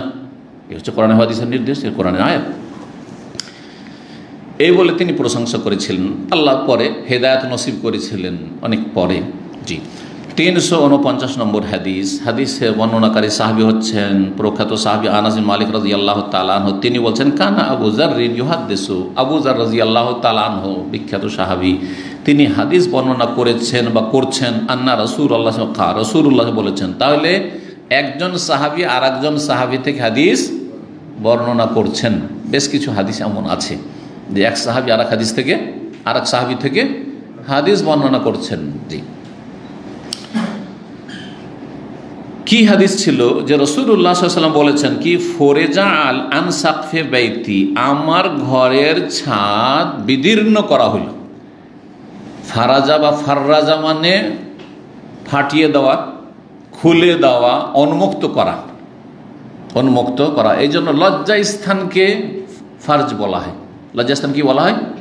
ফরজ বলা হয়। নর নারী দুই ক্ষেত্রে বলা হয়, আর বিশেষ করে নারীদের ক্ষেত্রে বলা হয়। কারণ নর হোক আর নারী হোক, লজ্জা স্থানে ছিদ্র আছে না নেই? অবশ্যই আছে। তো এই জন্য কি বলা হয়? লজ্জা স্থানকে ফরজ বলা হয়। তো ফরেজা আন সাকফে বাইতি, আমার ঘরের ছাদ বিদীর্ণ করা হইল, ফাটিয়ে দেওয়া হইল বা খুলে দেওয়া হইল, উন্মুক্ত করা হইল। ওয়ান আবি মক্কা, তখন আমি মক্কায় ছিলাম। তখন কোথায় ছিলাম? মক্কায় ছিলাম। তাহলে রাসূলুল্লাহ সাল্লাল্লাহু আলাইহি সাল্লামকে কোথা থেকে নিয়ে যাওয়া হয়েছে? মক্কা থেকে নিয়ে হয়েছে। আর কোন জায়গা থেকে মক্কার? এই হাদিস নিজের বাড়ি, বাইতি বলা হয়েছে, নিজের বাড়ি থেকে নিয়ে যাওয়া হয়েছে। কিভাবে নিয়ে হয়েছে? দরজা দিয়ে বের করেছেন? জিবরাইল আলাইহিস সালাম এসে দরজা দিয়ে বের করে নিয়ে গেছেন? না, ঘরের যে ছাদ, ছাদ মানে এই নয় যে পাকা ছাদ হইতে হবে। আমরা আজকাল ছাদ কোনটাকে বলছি? পাকা হলে ছাদ না, ছাউনি। খেজুর পাতার যদি ছাউনি থাকে, ইজখের ঘাসের ছাউনি হয়তো মক্কাতে। এই জন্য হাদিসে এসেছে, ইয়া রাসূলুল্লাহ, আপনি যে মারা গেছেন, মক্কার ঘাস টাস কাটা যাবে না, তো ইজখেরটার অনুমতি দেন, কারণ ওইটাই দিয়ে আমরা কি করি? ছাউনির কাজ করি, খড়ের ঘর। জি, তো ছাদ খুলে দেওয়া হইলো, মানে ওই ছাউনি খুলে দেওয়া হইলো আর নিয়ে যাওয়া হলো। তাহলে এই হাদিস প্রমাণ করে যে নবী সাল্লাল্লাহু আলাইহি সাল্লামের 900 ভ্রমণ মেরাজ শুরু হয়েছিল নিজ বাড়ি থেকে। কিন্তু পরস্পর বিরোধী হাদিস রয়েছে, ওগুলো জেনে নেওয়া ভালো। এখানে কিন্তু আসেনি, কিন্তু অন্য হাদিস পড়বেন। একটা হাদিস আসবে যে ওয়ানাফি বাইতে উম্মে হানি, আমি উম্মে হানির বাড়িতে ছিলাম, উম্মে হানির বাড়িতে ছিলাম। এখানে আছে আমার বাড়িতে, আর ওখানে আছে উম্মে হানি। উম্মে হানি কে ছিলেন? না, আলী রাদিয়াল্লাহু তাআলার বোন, তার মানে নবী সাল্লাল্লাহু আলাইহি সাল্লামের চাচাতো বোন। বয়সিকা ছিলেন, কোলে করে মানুষ করেছেন, বড় ছিলেন এর থেকে নবী সাল্লাল্লাহু আলাইহি সাল্লাম। তো তার বাড়িতে, বোনের বাড়িতে থাকে, বোনের বাড়িতে থাকা মানে এই নয় যে বোনের রুমে, একাধিক রুম আছে। তো রাসূলুল্লাহ সাল্লাল্লাহু আলাইহি ওয়াসাল্লাম বোনের বাড়িতে, তাহলে কোথায় ছিলেন? সেই রাতে বোনের বাড়িতে ছিলেন। ওই হাদিস প্রমাণ করে। তৃতীয় আর এক হাদিস আর এক রকম, সেখানে আছে যে আমাকে মেরাজে নিয়ে যাওয়া হয়েছে। কোত্থেকে? মক্কায় কাবা ঘরের পাশ থেকে, কাবা ঘরের পাশ থেকে। তাহলে 3 রকমের পরস্পর সাংঘর্ষিক হাদিসে সমন্বয় কি করবেন? ঘটনা তো একটাই, এ কথা বলার তো কোনো অবকাশ নাই যে 3 বার হয়েছে এরকম। হ্যাঁ, বলবেন? ভুল কথা। তাইলে হ্যাঁ, সমন্বয় করতে গিয়ে ওলামারা বলেছেন যে বোনের বাড়িকে নিজের বাড়ি বলে আখ্যায়িত করেছেন। বর্ণনাকারী বলতে গিয়ে যে সূক্ষ্মভাবে বর্ণনা করেছেন, আসলে বোনের বাড়িতে ছিলেন। ঠিক আছে, কারণ অতিরিক্ত তার কাছে মানে জ্ঞান আছে, নলেজ আছে, যে বর্ণনাকারী যে বাড়িটা ছিল কার? উম্মে হানির বাড়ি। কিন্তু ওই বাড়িতে তিনি সেই রাতে অবস্থান করছিলেন, ওখান থেকে নেওয়া হয়েছে। আর বোনের বাড়ি নিজের বাড়ির মতো। আলী রাদিয়াল্লাহু তাআলা ছোট থেকে নবী সাল্লাল্লাহু আলাইহি ওয়াসাল্লামের ঘরে মানুষ হয়েছেন, সব দেখাশোনা নবী সাল্লাল্লাহু আলাইহি ওয়াসাল্লাম করেছেন, একই বাড়ির মতো ছিল একবার। তো যেই হাদিস আছে যে কাবা ঘরের পাশ থেকে, ওর সাথে কীভাবে সমন্বয় হবে? ওর সাথে সমন্বয় হচ্ছে যে এটা দ্বিতীয় স্তর বর্ণনা করা হয়েছে। রাসূলুল্লাহ সাল্লাল্লাহু আলাইহি ওয়াসাল্লামকে ওই উম্মে হানির বাড়ি থেকে উঠিয়ে নিয়ে, ছাদ বিদীর্ণ হইলো, উঠিয়ে নেওয়া হইলো। উঠিয়ে নেওয়ার পরে কাবার পাশে জমজমের পাশে নিয়ে আসা হলো। আর তারপরে জমজম দিয়ে তার যে হার্ট, কলব, হৃদয়, সেটাকে ধুইয়ে পরিষ্কার পরিচ্ছন্ন করা হইলো। আর তখন কি হয়েছিল? তাহলে হার্টের অপারেশন, যেটা আজকাল হার্টের অপারেশন করেছে। 1400 বছর আগে আল্লাহ রাব্বুল জিবরাইল আলাইহিস সালামকে দিয়ে করিয়ে দেখিয়ে দিয়েছেন। নবী সাল্লাল্লাহু আলাইহি ওয়াসাল্লামের যে হার্টের অপারেশন, যেটাকে বলা হয়েছে সিনা চাক করা অথবা বক্ষ বিদীর্ণ করা, শুদ্ধ বাংলায় শাক্কুস সাদর, কয়বার হয়েছে? কয়বার? 2 বার। একবার হয়েছে বাল্য জীবনে, যখন হালিমা সাদিয়া দুধ মায়ের বাড়িতে অবস্থান করছিলেন আর বকরি ছাগল চড়াচ্ছিলেন, আর ছোটো ছোটো সাথী সঙ্গে ওরা সব বকরি চড়াচ্ছে। হঠাৎ করে জিবরাইল আলাইহিস সালাম ধরে নিয়ে ফেলে দিয়ে আর দেখতে পাচ্ছেন তারপরে কে যেন আসলো, আর তারপরে তাকে কি করলো, বক্ষ ফেড়ে দিল, আর তারপর কি করলো টরলো, চেহারাটা পরিবর্তন যেন একটু ভয়ে ভীত, কিন্তু তারপর সুস্থ, কিছু নেই। দাগ ছিল কিন্তু নবী সাল্লাল্লাহু আলাইহি সাল্লামের বক্ষে দাগ ছিল, যে যাতে কেউ এটা অস্বীকার না করে যে মিথ্যাচার করা হয়েছে। দাগ ছিল, কিন্তু সাথে সাথে ভালো হয়েছে। এমন নয় যে অপারেশন করার পরে, যাদের ওপেন সার্জারি, অপারেশন করার পরে দীর্ঘ সময় ভালো হইতে লাগছে, গা শুকাতে লাগছে না, ওই সময় হয়েছিল। ভয় পেলেন হালিমা সাদিয়া রাদিয়াল্লাহু হালিমা সাদিয়া, আর তারপরে তখন মায়ের কাছে দিয়েছিল, কি হয় না হয় এত আমি ঝুঁকিয়ে দিতে পারবো না, যাকে দিয়ে আসি, আমানত ওর মাকে দিয়ে চলে আসি। আরেকবার হয়েছিল এই মেরাজের সময়। জি, ওই কথাটা এখানে আসছে।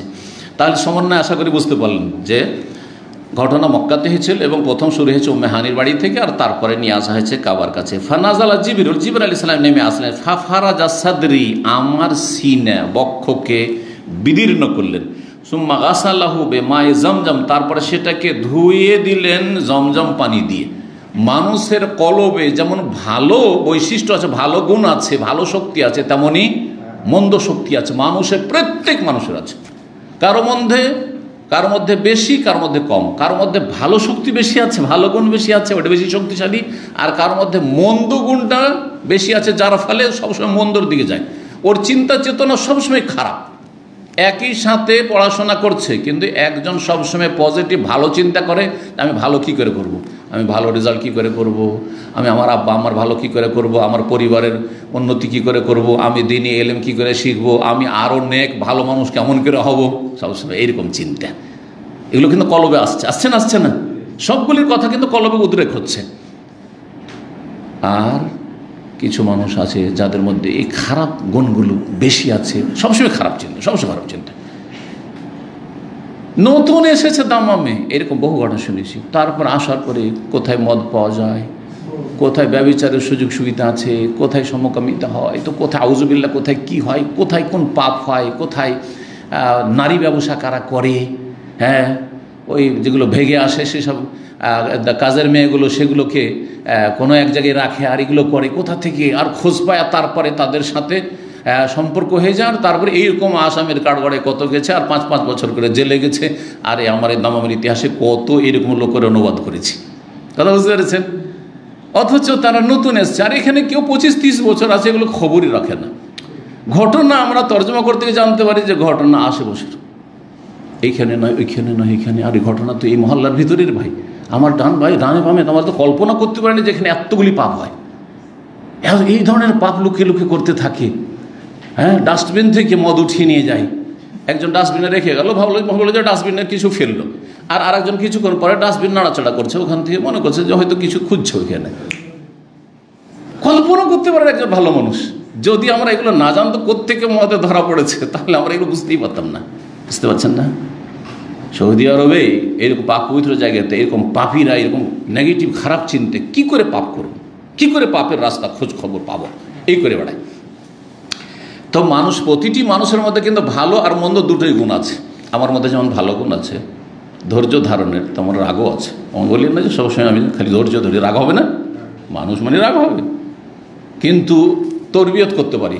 আমি ভালো গুণটাকে শক্তিশালী করতে পারি কোরআন এবং হাদিসের আলোকে, ইমান আমলের মাধ্যমে, আল্লাহ ভীরুতা তাকওয়ার মাধ্যমে, এবং বেশি বেশি জিকির আজকার মাধ্যমে, তওবা ইস্তিগফার মাধ্যমে, বেশি বেশি ফরজের সাথে নফল ইবাদত বন্দেগীর মাধ্যমে এটাকে শক্তিশালী করতে পারেন আপনি।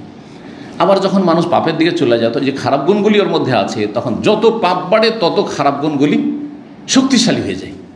প্রাকৃতিকভাবে যে খারাপ নেচারগুলি আছে সেগুলি কি হয়ে যায়, শক্তিশালী হয়ে যায়। তখন আর মরে যায়, তখন ভালো শক্তিটা যে তার মধ্যে ছিল সেটা তখন মৃত, মরে যায়, আর ভালো কাজ তার দ্বারা হয়নি। এ হচ্ছে মানুষের প্রাকৃতিক অবস্থা, যেভাবে আল্লাহ সৃষ্টি করেছেন। তো রাসূলুল্লাহ সাল্লাল্লাহু আলাইহি ওয়াসাল্লামকে যতগুলি মানুষ হিসাবে ত্রুটি থাকতে পারে, ভিতরে হিংসা নেই, বিদ্বেষ নেই, মানুষের একটু কিছু হইলে, মনোমালিন্য হইলে সংকীর্ণতা, উদারতা নেই, এগুলো খারাপ গুণ না? সব এগুলো দূর, যতগুলি খারাপ দিক হইতে পারে। জমজম পানি দিয়ে ধুয়ে দিলেন। সুম্মা জাবে তাসতিম মিন যাহাব, আর তারপরে একটি স্বর্ণের তস্ত, বাংলাতে তস্ত শব্দটি কিন্তু আমরা দেখেছি ব্যবহার হইতো। হ্যাঁ, ওই যে হাত ধোয়াইতে মেহমানদের আপনার পিতলের বা কাঁসার নিয়ে আসতো না, ওটা কি বলতো? সেলেমচি বলে বা সেলেমচি বলে আমাদের এলাকায়, কিন্তু ওইটা আসলে তস্ত। ওইটার নাম কি? তস্ত। একটা পাত্র, তস্ত এখানে পাত্র, সেটা সেই রকমের হোক অথবা অন্য রকমের হোক। কিসের ছিল সেটা? স্বর্ণের ছিল। মুমতালি ইন হিকমাতান ওয়া ঈমানান, যেটা জ্ঞান এবং ঈমানে ভরপুর ছিল। ওই পাত্রে কি ভরা ছিল? জ্ঞান, হিকমত মানে প্রজ্ঞা, জ্ঞান, ইলম, আর ঈমানে ভরা ছিল। তো পূর্ণ ঈমান এবং পূর্ণ জ্ঞান দিয়ে ভরে দিলেন কে? জিবরাইল আলাইহিস সালাম রাসূলুল্লাহ সাল্লাল্লাহু আলাইহি ওয়াসাল্লামের কলবটিকে, জি, অস্ত্রোপচার করে, বক্ষ বিদীর্ণ করে। ফাফরাগাহু ফি সাদরি, তারপরে কি করলেন? সেটাকে ঢেলে দিলেন আমার সিনাই, সদর, আমার বক্ষে যেই হিকমত আর ঈমান ছিল সেটাকে একবার ঢেলে দিলেন। সুম্মা আতবাকাহু, তারপরে সেটাকে বন্ধ করে দিলেন। বক্ষ যে বিদীর্ণ করেছেন আবার কি করলেন? বন্ধ করে দিলেন, সেলাই করে দিলেন। সুম্মা আখাযা বিয়াদি, তারপর আমার হাতটা ধরে নিলেন কে? জিবরাইল আলাইহিস সালাম। ফারাজা ইলা সামাই দুনিয়া, তারপরে আমাকে নিয়ে উঠলেন নিকটবর্তী আকাশের উদ্দেশ্যে। কত সংক্ষেপ করে দিলেন! জমিনি সফর, এখন মক্কাতে এইটা হইল বক্ষ বিদীর্ণ, আর তারপরে বাইতুল মুকাদ্দাসের সফরের কথা কিন্তু এখানে উল্লেখই হইল না। আল্লাযী আসরা বিআবদিহি লাইলাম মিনাল মাসজিদিল হারাম ইলাল মাসজিদিল আকসা, এই হাদিসে কিন্তু আসলো না, এই যে সংক্ষেপ করে দেওয়া হয়েছে। এখন শুরু হয়ে গেল কি? আকাশের আলোচনা। সুম্মা যেহেতু এলা সামাই দুনিয়া, তারপরে আসলাম আমি নিকটবর্তী আকাশ, মানে প্রথম আকাশে। দুনিয়ার আকাশ, দুনিয়াকে দুনিয়া কেন বলা হয়? দুটি অর্থ এর। একটি অর্থ হচ্ছে দনুগুন থেকে দুনিয়া মানে নিকটবর্তী, তো আখেরাতের তুলনায় দুনিয়া আমাদের নিকটবর্তী। ভূমিষ্ঠ হলে দুনিয়াতে 50-60 বছর, 70-80 বছর, 100 বছর, হ্যাঁ। আর তারপরে আখেরাত হচ্ছে, আখেরাত কেন? আখের মানে পরে, শেষে, এর পরে, দুনিয়ার পরে আখেরাত, আখেরাতকে আখেরাত বলা হয়। আর দুনিয়াকে দুনিয়ার নামকরণ এই জন্য হয়েছে, আর একটি কারণ, দুনিয়া দানা আতুন থেকে, হ্যাঁ, বা দানিয়ন থেকে, দানা আতুন মাজদার। দানা আতুন মানে হচ্ছে নিকৃষ্ট, নিকৃষ্ট। তো পরকালের তুলনায়, পরকালের সুখ শান্তির তুলনায় দুনিয়া নিকৃষ্ট। দুনিয়ার যদি কোটি কোটিপতি হয়ে যান, সারা দুনিয়ার যদি রাজত্ব পেয়ে যান, তবুও আখেরাতে জান্নাতের সামান্য একটু জায়গার তুলনায় তুচ্ছ, নিকৃষ্ট। দুনিয়া মানুষের ঈমান আমলকে, চরিত্রকে ধ্বংস করে দেয়। যত পয়সা হচ্ছে অধিকাংশ লোক খারাপ হয়ে যাচ্ছে, অল্প কিছু লোক ভালো হচ্ছে। পয়সা হইলেই খারাপ, ক্ষমতা পেলেই খারাপ, ক্ষমতা না পেলে সোজা থাকতো, বোঝা গেছে? তা আল্লাহ যে আমাকে আপনাকে বেশি পয়সা দিচ্ছেন না, এতে অনেক হিকমত আছে হয়তো। আল্লাহ ভালো জানছেন যে একে যদি বেশি পয়সা দিয়ে তো সীমা লঙ্ঘন করবে। কাল্লা ইন্নাল ইনসানা লা ইয়াতগা আর রাহু ইস্তাগনা, আল্লাহ বলছেন শোনো, ইন্নাল ইনসান, মানুষের স্বভাব হচ্ছে যে সীমা লঙ্ঘন করে, বাড়াবাড়ি করে। কখন? আর রাহু ইস্তাগনা, যখন দেখে যে আমি অমুখাপেক্ষী হয়ে গেছি, অভাবমুক্ত হয়ে গেছি, পয়সার কোনো অভাব নেই, কারো ধারধারি নেই, আমার জনবলের দরকার নেই, আমার কাছে আছে সব কিছু, বাহিনী আছে, আমার লাঠিয়াল বাহিনী আছে, হ্যাঁ, আমার দলের অনুসারীরা আছে, আমার ভক্তরা আছে না। তো এটা হচ্ছে মানুষের খারাপ স্বভাব। তো যাই হোক, দুনিয়া প্রথম আকাশে আসলাম। কালা জিবরাইল, জিবরাইল আলাইহিস সালাম বললে খাজেন ইসলাম, আকাশের প্রহরীকে, আকাশের দ্বাররক্ষী। খাজেন আকাশের দ্বাররক্ষী বলতে পারেন, বা দ্বারের যে আপনার প্রহরী, পাহারাদার, হারিস, তাকে বলেন ইফতাহ, খোলো। কালা মান হাজা, কে ইনি? কালা জিবরিল। তখন জিবরাইল আলাইহিস সালাম কি বললেন? আকাশের আল্লাহ রাব্বুল আলামিনের পরে আকাশবাসীর নেতাকে জিবরাইল আলাইহিস সালাম। অথচ তার মধ্যে এই অহংকার নেই, আরে আমি আকাশে আসছি আর তুমি আমাকে কে জিজ্ঞেস করছো? চিন্তা করুন তো, দেশের একটা এমপিকে আপনি কে বলছেন? আরে কি যে অকথ্য ভাষায় গাল দেওয়া শুরু করবে, তার আসল মুখোশ খুলে যাবে যে কি চরিত্রের লোক, ঠিক না? আরে তুমি একজন পুলিশ আর তুমি আমাকে চার কে বলছেন? যা বলছি তাই করো, বলছেন না? বলছেন আজকাল। আউযু বিল্লাহি মিনাশ শাইতানির রাজিম। জিবরাইল আলাইহিস সালাম আমাদেরকে উত্তম চরিত্র শিখিয়েছেন, কত বিনয়ী, কত নমনীয় একজন সাধারণ ফেরেশতা, গেটম্যান আকাশের। জিজ্ঞেস করছে মান হাজা, কে? তখন কি বলছেন? জিবরাইল, মানে আনা জিবরাইল, আমি হচ্ছে জিবরাইল। তাহলে এখান থেকে আমরা কি আদব শিখলাম? আপনার স্ত্রী, আপনি গেটে গেছেন, যদি বলে কে, বলছে আমি খোলো, আপনার সবাই এরকমটাই করবেন, তাই না? আরে আমি খোলো। আপনার আওয়াজ তো শয়তান নকল করতে পারে। এটা খারাপ চরিত্রের লোক, অসৎ নিয়ত নিয়ে আপনার বাড়িতে ঢুকছে চুরি ডাকাতির জন্য অথবা ধর্ষণের জন্য, হতে পারে না? আর শয়তান সেখানে সহযোগিতা করছে, শয়তান আওয়াজটা মিলিয়ে দিল সেম আপনার আওয়াজ করে, আমি খোলো, আদিল ফট করে খুলে, দুর্ঘটনা করতে পারে না? তো আপনার বেকুফি না এটা যে আপনি রাগ করবেন? আরে আমাকে জিজ্ঞাসা করছো। যদি স্ত্রী বলে আরে তুমি আমি কেন করছো, বলো যে আমি অমুক বলছি, অমুকের আব্বা বলছি, আস্তাগফিরুল্লাহ। তাহলে আমাদেরকে শিখতে হবে, বাড়িতে ঢুকলে বাসায় গেলে কি বলবেন? আমি আব্দুল্লাহ বলছি, হ্যাঁ আমি আব্দুল্লাহর বাপ বলছি, এবার বলেন অমুক বলছি, কিন্তু কথা আমি বলছি, তুমি বুঝতে পারো না আওয়াজে? না না না, খবরদার না, এরকম করবেন না। জিবরাইল আলাইহিস সালাম বলছেন আমি জিবরাইল। কাল হাল মা কাহাত, আপনার সাথে কেউ আছে নাকি? আরো তদন্ত করছেন।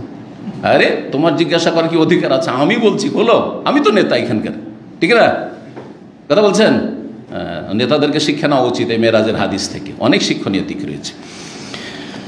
তো আপনার সাথে কে? তো বলছেন জিবরাইল আলাইহিস সালাম। হ্যাঁ, কি বললেন? যে আপনার সাথে কেউ আছে? কার নাম? হ্যাঁ আমার সাথে আছে, মাই মুহাম্মাদুন সাল্লাল্লাহু আলাইহি ওয়াসাল্লাম, আমার সাথে মুহাম্মদ সাল্লাল্লাহু আলাইহি ওয়াসাল্লাম আছেন। ফাকালা আউরসালা ইলাইহি, এই আউরসালা ইলাইহির ব্যাখ্যা কি? দুটো ব্যাখ্যা করা হয়েছে। তাকে কি রাসূল অলরেডি করা হয়েছে? উরসালা ইলাইহি মানে তার কাছে কি আসমানি পয়গাম পাঠানো হয়েছে, তার মানে তিনি কি অলরেডি রাসূল হয়ে গেছেন? নবুয়ত প্রাপ্তির কয় বছর পরে হয়েছিল মেরাজ হয়েছিল? দেখি সিরাতুন নবী সম্পর্কে কতটা নলেজ আপনাদের আছে। নবুয়ত পেলেন 40 বছর বয়সে, আর মেরাজ হয়েছে বেশ কিছু ইখতিলাফ রয়েছে, কিন্তু সবচেয়ে যেটা শক্তিশালী মত সেটি হচ্ছে 10 বছর পরে। হ্যাঁ 10 বছর পরে, ঠিক আছে, 50 বছর বয়সে রাসূলুল্লাহ সাল্লাল্লাহু আলাইহি ওয়াসাল্লামের। তাহলে জিজ্ঞাসা করেছেন এমন একটা বিষয় যে প্রথম আকাশের ফেরেশতা এটা জানেন না হয়তো, যে জিবরাইল আলাইহিস সালাম ওহী নিয়ে 10 বছর ধরে যাচ্ছেন রাসূলের কাছে, অলরেডি 10 বছর আগেই রসুল হয়ে গেছেন। এই ব্যাখ্যা যদি ধরা হয়, এখান থেকে বোঝা যায় যে ফেরেশতারাও আলেমুল গায়েব নন, জিনেরাও আলেমুল গায়েব, গায়েব জানে না। কোন নবী রসুল আলেমুল গায়েব হাজির নাজির নন। যতটা আল্লাহ জানিয়ে দেন ততটা জানতে পারে। ফেরেশতাদেরকে, মালাইকাদেরকে যতটা আল্লাহ জানে ততটা জানেন, কিন্তু মুহাম্মদ সাল্লাল্লাহু আলাইহি ওয়াসাল্লাম রসুল হবে এই কথা জানা আছে তার, শেষ রসুল তিনি। ফেরেশতা জানছেন, ইমানের বিষয়গুলি জানছেন, কিন্তু তিনি কি অলরেডি রাসূল হয়ে গেছেন? আউরসালা ইলাইহি, তার কাছে পয়গাম অলরেডি পৌঁছে গেছে রিসালাতের? আলেমুল গায়েব নন। তাহলে বেরেলভি আকীদার লোকেরা নবী আলেমুল গায়েব, নবী হাজির নাজির, এগুলো শিরকি আকীদা। আল্লাহ ছাড়া কেউ আলেমুল গায়েব নন। জিবরাইল আলাইহিস সালাম আলেমুল গায়েব? তাই যদি হয় তো জিবরাইল আলাইহিস সালাম জিজ্ঞাসা করছেন নবী সাল্লাল্লাহু আলাইহি ওয়াসাল্লামকে যে কিয়ামত কখন হবে বলুন তো। ওই যে জিবরাইলের হাদিসে সহিহ মুসলিম জিজ্ঞেস করেছিলেন না কিয়ামত কখন হবে, তার নবী কি বলেছিলেন? মাল মাসউলু আনহা বিআলামিনাস সাইল, যে জিজ্ঞাসিত হয়েছে জিজ্ঞাসাকারীর চাইতে বেশি জানে না। মানে তুমিও যতটা জানো অতটা আমিও জানি। তুমিও যেমন জানো না যে কোন হাজার সালে মেহেদী আসবে আর কোন হাজার সালে কিয়ামত হবে, তো আমিও জানি না। আর আপনাদের দেশে কিছু বক্তা 2019-এ মেহেদী চলে আসবে, গেল 2000 ফসকে গেল, 2019-এ আসলো না তো 2020-এ তখন বলেই দিল, খবর দিয়ে দিল যে আরবের কোন জেলে বন্দী আছে, তারও হদিস পরে 2021 পার হয়ে 22 হতে যাচ্ছে। বুঝতে পারছেন কত ধোঁকাবাজ এরা, কত ধর্ম ব্যবসায়ী, কত ভণ্ড এরা। আল্লাহ যেন এদের অনিষ্ট থেকে হেফাজত করেন। এদেরকে কখনো বলবেন না যে সহিহ আকীদা রফেদেন করবেন। হ্যাঁ এইভাবে নামাজটা পড়বে, দুই একটা সহি কথা বলে দিলে আপনারা ধোঁকা খেয়ে যান। আপনাদের এলেমের অভাব, দিনী জ্ঞানের অভাব। যাকে তাকে আপনারা সহিহ আকীদার আপনার ট্যাগ লাগিয়ে দেন, আর সালাফি আপনার সার্টিফিকেট দিয়ে দিচ্ছেন। আপনাদের এই সার্টিফিকেট দেওয়ার অধিকার নেই। যোগ্য আলেমরা দেবে, যারা কোরআন সুন্নাহ এবং সালাফি মানহাজ বুঝে তারা দেবে। আপনার দেওয়ার কি অধিকার আছে? আপনাদের এই সব বিবৃতি দেওয়ার কি অধিকার আছে? উনি তো সহিহ আকীদার লোক, আপনি কি বুঝেন? কয়টা বুঝেন আপনি? শুধু রফায়দান করলে সহিহ আকীদার হয়ে যায়, আমিন জোরে বললে সহিহ আকীদার হয়ে যায়। হ্যাঁ দু চারটা ভালো ভালো কথা বলে দিলে, কোরআন হাদিসের কথা বলে দিলে সহিহ আকীদার হয়ে যায়। ইবলিস ভালো ভালো কথা বলেছিল। আয়াতুল কুরসির ফজিলত কে বলেছিল? ইবলিস শয়তান তো বলেছিল। কথা বুঝতে পারছেন?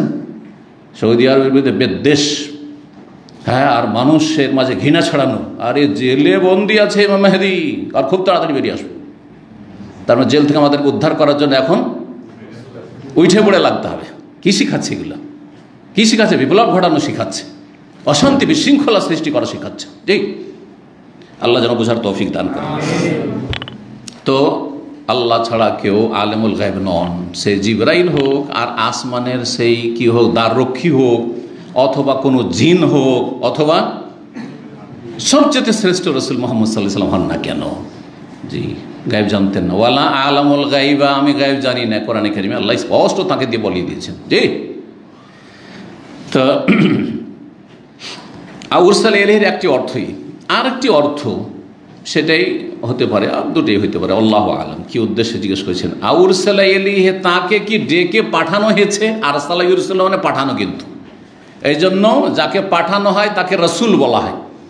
রসুলকে রসুল কেন বলা হয়? তাকে আল্লাহর পক্ষ থেকে ওহী দিয়ে ইসলাম প্রচারের জন্য পাঠানো হয়েছে, সেই জন্য রসুলকে রাসূল বলা হয়। দূতকে, এক দেশের দূত আর এক দেশে যে পাঠানো হয়েছে রাষ্ট্রদূত, তাকে সাফিরও বলা হয় আজকালকার ভাষায়, কিন্তু সে হচ্ছে আসলে রসুল।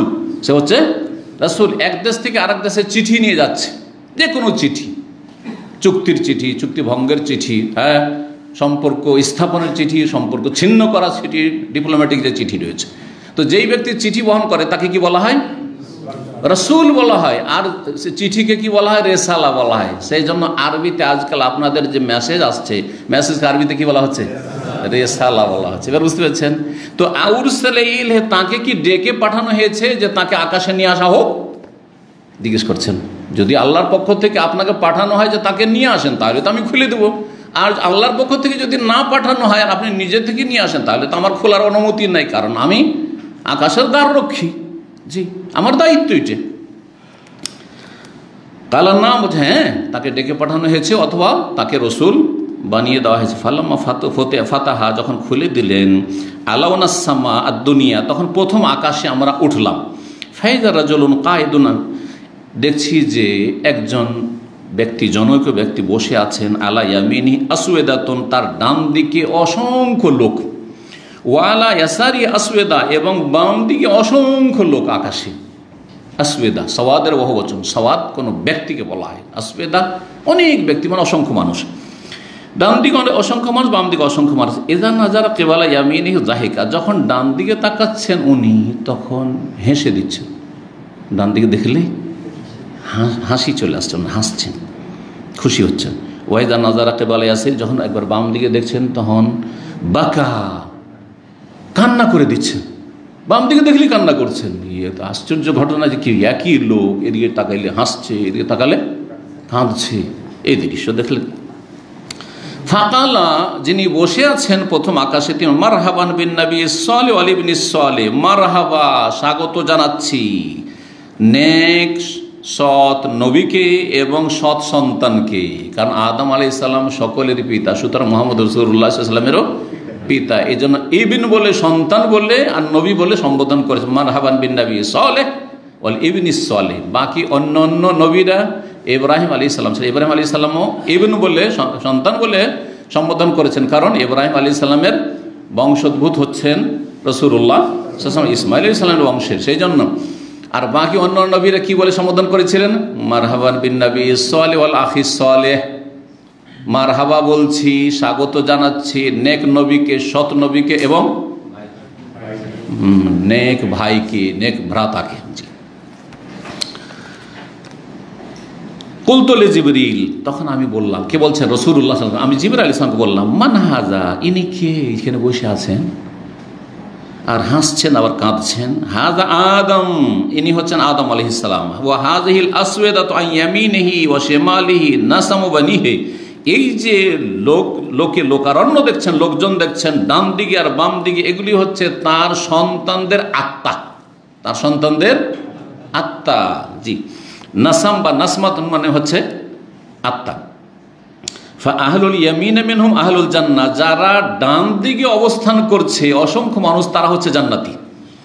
ওয়াল আসওয়াদাতুল্লাতি আন শিমালিহি, আর ইব্রাহিম কি বলছেন, আদম আলাইহিস সালামের বাম দিকে যারা অবস্থান করছেন তারা হচ্ছে আহলুন নার, জাহান্নামী। তো জান্নাতীদেরকে দেখলে আমার সন্তান এরা জান্নাতি, খুশি হয়ে যাচ্ছেন, হাসছেন। যখন বাম দিকে নজর দিচ্ছে, ওফ এত অসংখ্য আমার সন্তান, এরা সব জাহান্নামে জ্বলবে, আগুনে জ্বলবে, তখন কেঁদে দিচ্ছেন তিনি। ফায়জা নাজার আইয়ামিনী দাহিকা, যখন ডান দিকে দেখছেন তখন হাসছেন। ওয়াইজা নাজারাকে বলা শেমালি, বাম দিকে যখন তাকাচ্ছেন তখন বাঁকা কেঁদে দিচ্ছেন। হাত্তা আরাজাবি ইলা সামাই সানিয়া, তারপরে দ্বিতীয় আকাশে নিয়ে গেলেন। ফাকাল আলী খাজেনেহা, দ্বাররক্ষীকে বললেন ইফতা খোলো। কাল আল্লাহু খাজেন ইসলাম কাল আল আউ্য়াল, তখন সেই দ্বিতীয় আকাশের যে দ্বাররক্ষী তিনি সেই রকমই বললেন যেমন প্রথম আকাশের দ্বাররক্ষী বলেছিলেন, মানে জিজ্ঞাসা, কে আপনি? জিবরাইল, আপনার সাথে কেউ আছে নাকি? হ্যাঁ, কে আছে? মুহাম্মদ সাল্লাল্লাহু আলাইহি সাল্লাম, তাকে কি আনতে বলা হয়েছে বা তিনি কি রসুল হয়ে গেছেন অলরেডি? এই জিজ্ঞাসা এতগুলো সংক্ষেপ করে দেওয়া হলো।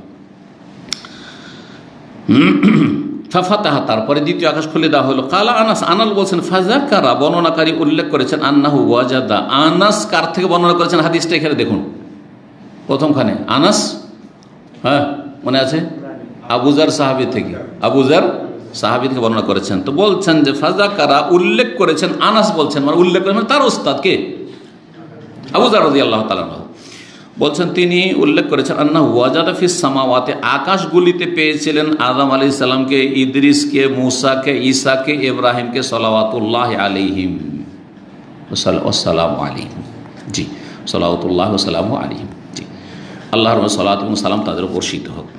এদেরকে পেয়েছিলেন, এখানেও সংক্ষেপ করে দেওয়া হয়েছে, কিন্তু আর কোন আকাশে কোন নবীকে পেয়েছিলেন এ কথা বলা হইল না। কিন্তু আমরা সিরাতুন নবীতে আলোচনা করেছি ধারাবাহিক, প্রত্যেক আকাশে কোন কোন নবীকে পেয়েছিলেন সেই বিষয়গুলি সংক্ষেপে বলে দিই। প্রথম আকাশে পেয়েছিলেন কাকে? আদম আলাইহিস সালামকে। দ্বিতীয় আকাশে পেয়েছিলেন দুইজন নবীকে, কে বলতে পারে? না, ইয়াহিয়া এবং ঈসা আলাইহিস সালাম, ইয়াহিয়া এবং ঈসা আলাইহিস সালাম। তৃতীয় আকাশে পেয়েছিলেন ইউসুফ আলাইহিস সালামকে। চতুর্থ আকাশে পেয়েছিলেন ইদ্রিস আলাইহিস সালামকে। জি, ওয়া রাফা'নাহু মাকানান আলিয়্যা, আল্লাহ রাব্বুল সুবহানাহু স্থানে চতুর্থ আকাশে ইদ্রিস আলাইহিস সালাম। পঞ্চম আকাশে পেয়েছিলেন হারুন আলাইহিস সালামকে, মূসা আলাইহিস সালামের ভাই। ষষ্ঠ আকাশে পেয়েছিলেন মূসা আলাইহিস সালামকে। সপ্তম আকাশে পেয়েছিলেন ইব্রাহিম আলাইহিস সালামকে। সাত আকাশের উপর ইব্রাহিম আলাইহিস সালাম। এইভাবে ধারাবাহিকভাবে অন্যান্য বেশ কিছু রিওয়ায়াতে এইভাবে বর্ণনা করা হয়েছে, এখানে সংক্ষেপ করে দেওয়া হয়েছে। বলছেন যে উল্লেখ করেছেন নবীদের নাম, ওয়ালাম ইউসুবেদ কাইফা মানাজিলুহুম, কিন্তু তিনি বিষয়টি সুস্পষ্ট করেননি যে তাদের অবস্থান কার কোথায় ছিল, কোন আকাশে কোন নবী ছিলেন।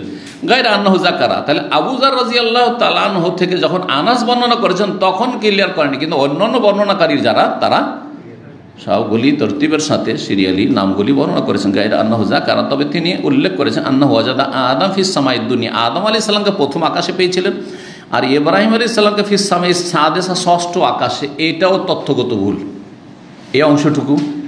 ইব্রাহিম আলাইহিস সালাম কোথায় পেয়েছিলেন? সপ্তম আকাশে। সপ্তম আকাশ, ষষ্ঠ আকাশে না। ষষ্ঠ আকাশে পেয়েছিলেন কাকে? মূসা আলাইহিস সালামকে। কাল আনাস ফালাম্মা জিবরিল বিন নবী সাল্লাল্লাহু ইদ্রিস, যখন জিবরাইল আলাইহিস সালাম ইদ্রিস আলাইহিস সালামের ওখান দিয়ে অতিক্রম করলেন, কাল মারহাবান বিন নবী সাল্লাল্লাহু আলাইহি ওয়াসাল্লাম, মারহাবা বলছি, স্বাগত জানাচ্ছি পুণ্যবান নবীকে এবং নেক পুণ্যবান ভ্রাতাকে।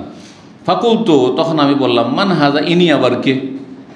কালা বলছে হাজা ইদ্রিস, ইনি হচ্ছেন ইদ্রিস আলাইহিস সালাম। আমার তবে মুসা, মুসা আলাইহিস সালাম হয়ে অতিক্রম করলাম। কালা মারহাবান বিন নবী সাল্লাল্লাহু আলাইহি ওয়াসাল্লাম, মুসা আলাইহিস সালাম কি ভাই বললেন? মুসা আলাইহিস সালাম, কারণ নবীরা হচ্ছে ভাই, নবীরা হচ্ছে ভাইয়ের মতো। জি, একমাত্র ইব্রাহিম আলাইহিস সালাম আর আদম আলাইহিস সালাম ছাড়া। ফাকুলতু মান হাজা, আমি বললাম যে কে? কালা হাজা ইদ্রিস, ইদ্রিস হয়ে গেছে, মুসা আলাইহিস সালাম হয়ে গেল। সুম্মা মারারতু বিবি ঈসা, তারপরে ঈসা আলাইহিস সালাম হয়ে অতিক্রম করলাম। এখানে আগে পরে হয়ে গেছে, ঈসা আলাইহিস সালামের সাথে আগে দেখা হয়েছে, তারপরে পরে গিয়ে দেখা যাচ্ছে মুসা আলাইহিস সালামের সাথে। কাল মারহাবান বিল আখিস সালেহ ওয়ান নবী সালেহ, মারহাবা বলেন। কুলতু মান হাজা, ইনি কে? হাজা ঈসা, ইনি হচ্ছেন ঈসা আলাইহিস সালাম। ইয়াহিয়ার কথা এখানে আসেনি, অথচ একই আকাশে ঈসা ইয়াহিয়া আলাইহিস সালাম দুজনের সাথে সাক্ষাৎ হয়েছিল। সুম্মা মারারতু বি ইব্রাহিম, তারপর আমি অতিক্রম করলাম ইব্রাহিম আলাইহিস সালামের কাছ হয়ে। ফাকাল বলেন মারহাবান বিন নবী সালেহ ওয়া ইবনি সালেহ, মারহাবা বলছি, স্বাগত জানাচ্ছি পুণ্যবান নবীকে এবং পুণ্যবান সন্তানকে। কুলতু মান হাজা, আমি বললাম জিবরাইলকে, ইনি আবার কে? ফাখবারানি, আমাকে বললেন, জানালেন ইবনে হাজম। আখবর ইবনে হাজম বলেছেন আন্না ইবনে আব্বাস ও আবু হাব্বাল আনসারী কানা ইয়াকুলান, দুইজনে বলতেন কালান নবী সংক্ষেপ করে দিলেন। ইব্রাহিম আলাইহিস সালামের কথা বলা হলো, হাজা ইব্রাহিম আলাইহিস সালাম। জিবরাইল আলাইহিস সালাম বললেন ওখানে ইব্রাহিম আলাইহিস সালাম।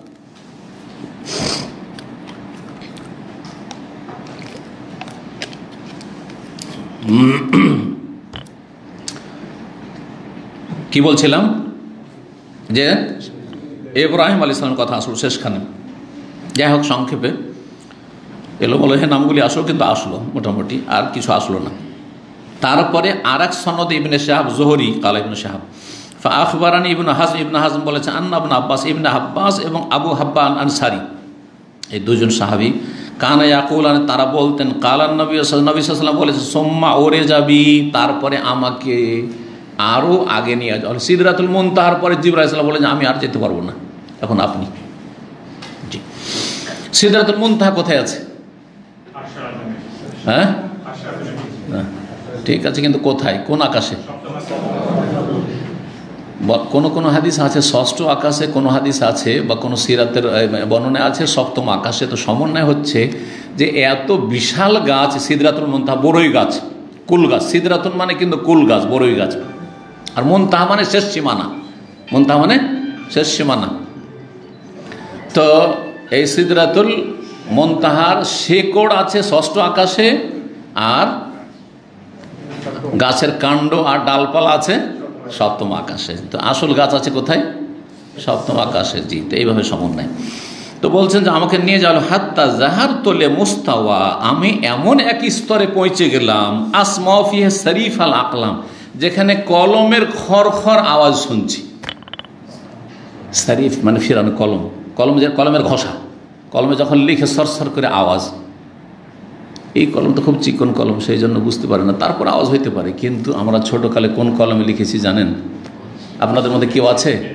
কঞ্চির কলম, এই যে বাঁশের কঞ্চি আছে না, কঞ্চির কলমে কঞ্চিগুলি কেটে সুন্দর করে কলম বানিয়ে তারপরে কালিতে ডুবিয়ে ডুবিয়ে আমরা শ্রুতি ভালো লেখা শিখতাম, আলিফ বা তা শায়ের করে শিখতাম। জি, এটা। আর প্রাইমারি স্কুলে গেছি তখন ওখানে সিলেট পেন্সিল দিয়ে দিয়েছে, সিলেট আর পেন্সিল ধরিয়ে দিয়েছে। জি, ওই সব যুগ চলে গেছে, এখন পয়সা হয়েছে মানুষের কাছে, তাই না? সুবহানাল্লাহ। লহে মাহফুজে লেখা হচ্ছে, কি লেখা হচ্ছে? যা কিছু লেখা হচ্ছে লহে মাহফুজে লেখা। লহে মাহফুজে যা লেখা হচ্ছে, কলম লিখছে, তার আওয়াজ পাচ্ছেন কে? রাসূলুল্লাহ। কত তাহলে আল্লাহ রাব্বুর নিকটবর্তী হয়েছেন। জি, কালা ইবনে হাজম আনাস মালিক, ইবনে হাজম আনাস মালিক বলছেন, কালান নবী সাল্লাল্লাহু আলাইহি বলেছেন, ফারাদাল্লাহু আলা উম্মতি 50 সালাতান, আল্লাহ রাব্বুর আমার উম্মতের 50 সালাত ফরজ করলেন। ফারাজাতু বিযালিক, এই নিয়ে আমি ফেরত হইলাম, ফিরে আসলাম। হাত্তা মারারতু আলা মুসা, আমি অতিক্রম করলাম মুসা আলাইহিস সালামের পাশ হয়ে। ফাকাল, জিজ্ঞেস করলেন, মা ফারাদাল্লাহু লাকা আলা উম্মাতিকা, আল্লাহ আপনার উপর আপনার উম্মতের জন্য কি ফরজ করেছেন? আল্লাহ আপনার জন্য আপনার উম্মতের উপর কি ফরজ করেছেন? কুল, তো তখন আমি বললাম, ফারাজা 50 সালাতান, 50 ওয়াক্ত সালাত ফরজ করেছেন। দিনে রাতে 24 ঘন্টা 50 ওয়াক্ত যদি পড়তে হয় তাহলে আধা ঘন্টা না, 20 মিনিট থেকে 25 মিনিটের মধ্যে এক সালাত। 20-25 মিনিট যাবে না এক সালাত, 20-25 মিনিট যাবে না এক সালাত। সুবহানাল্লাহ। কেউ আদায় করতো? ইল্লা মান রাহিমাল্লাহ, ইল্লা মান রাহিমাল্লাহ। 5 ওয়াক্ত সালাত, 5 ওয়াক্ত, তাও শতকরা 95 থেকে 98 জন বেনামাজি। এটা পরিসংখ্যান, পৃথিবীর যে কোনো দেশ বলতে পারেন। নামাজি শেষ। নবী সাল্লাল্লাহু ভবিষ্যৎবাণী, আমার উম্মতের প্রথম যেই বিষয়টি উঠে যাবে গুরুত্বপূর্ণ, সেটা হচ্ছে সালাত। সালাত উঠে যাবে। আর সর্বশেষ যেটা উঠে যাবে সেটা হচ্ছে আল হুকম, ইসলামী আইনের বাস্তবায়ন। ইসলামী আইনের দুটোই কিন্তু ভবিষ্যৎবাণী হয়ে গেছে, কিয়ামতের লক্ষণ। নামাজ উঠে গেছে প্রথম, আর তারপরে ইসলামী শাসন ব্যবস্থা উঠে গেছে। আল্লাহ যেন আমাদের হেফাজত করেন। ফিতনার যুগে আল্লাহ যেন আমাদের হেফাজত করেন। তো 50 ওয়াক্ত সালাত ফরজ করেছেন। বললেন, কালা মুসা, মুসা বলেন, ফারজে এলা রব্বিকা, রবের কাছে ফিরে যান, যান আপনার রবের কাছে ফিরে যান। ফাইন্না উম্মাতাকা লা তুতিকু যালিকা, আপনার উম্মত এত দুর্বল হবে, কমজোর, ওরা পারবে না। আরও বললেন বোঝাবার জন্য, আমার উম্মত কত শক্তিশালী বনি ইসরায়েলরা, তাও পারেনি যাও আল্লাহ ফরজ করেছিলেন, তো আপনার উম্মত কি করে পারবে। জি, ফারাজানি আমাকে ফিরিয়ে দিলেন, সাতরাহা তার কিছু অংশ, সাতর মানে অর্ধেকও হয়, আর সাতর মানে একটা অংশ, সাতর মানে একটা অংশ, এখানে একটা অংশের অর্থে এক অংশ আল্লাহ কি করে দিলেন, স্থগিত করে দিলেন, মাফ করে দিলেন। সেই অংশটা কতটা ছিল, 5 ওয়াক্ত, 9 বারে গিয়ে 5 করে ফিরে আসছেন, 5 কমিয়ে 45 নিয়ে আসলেন এইভাবে।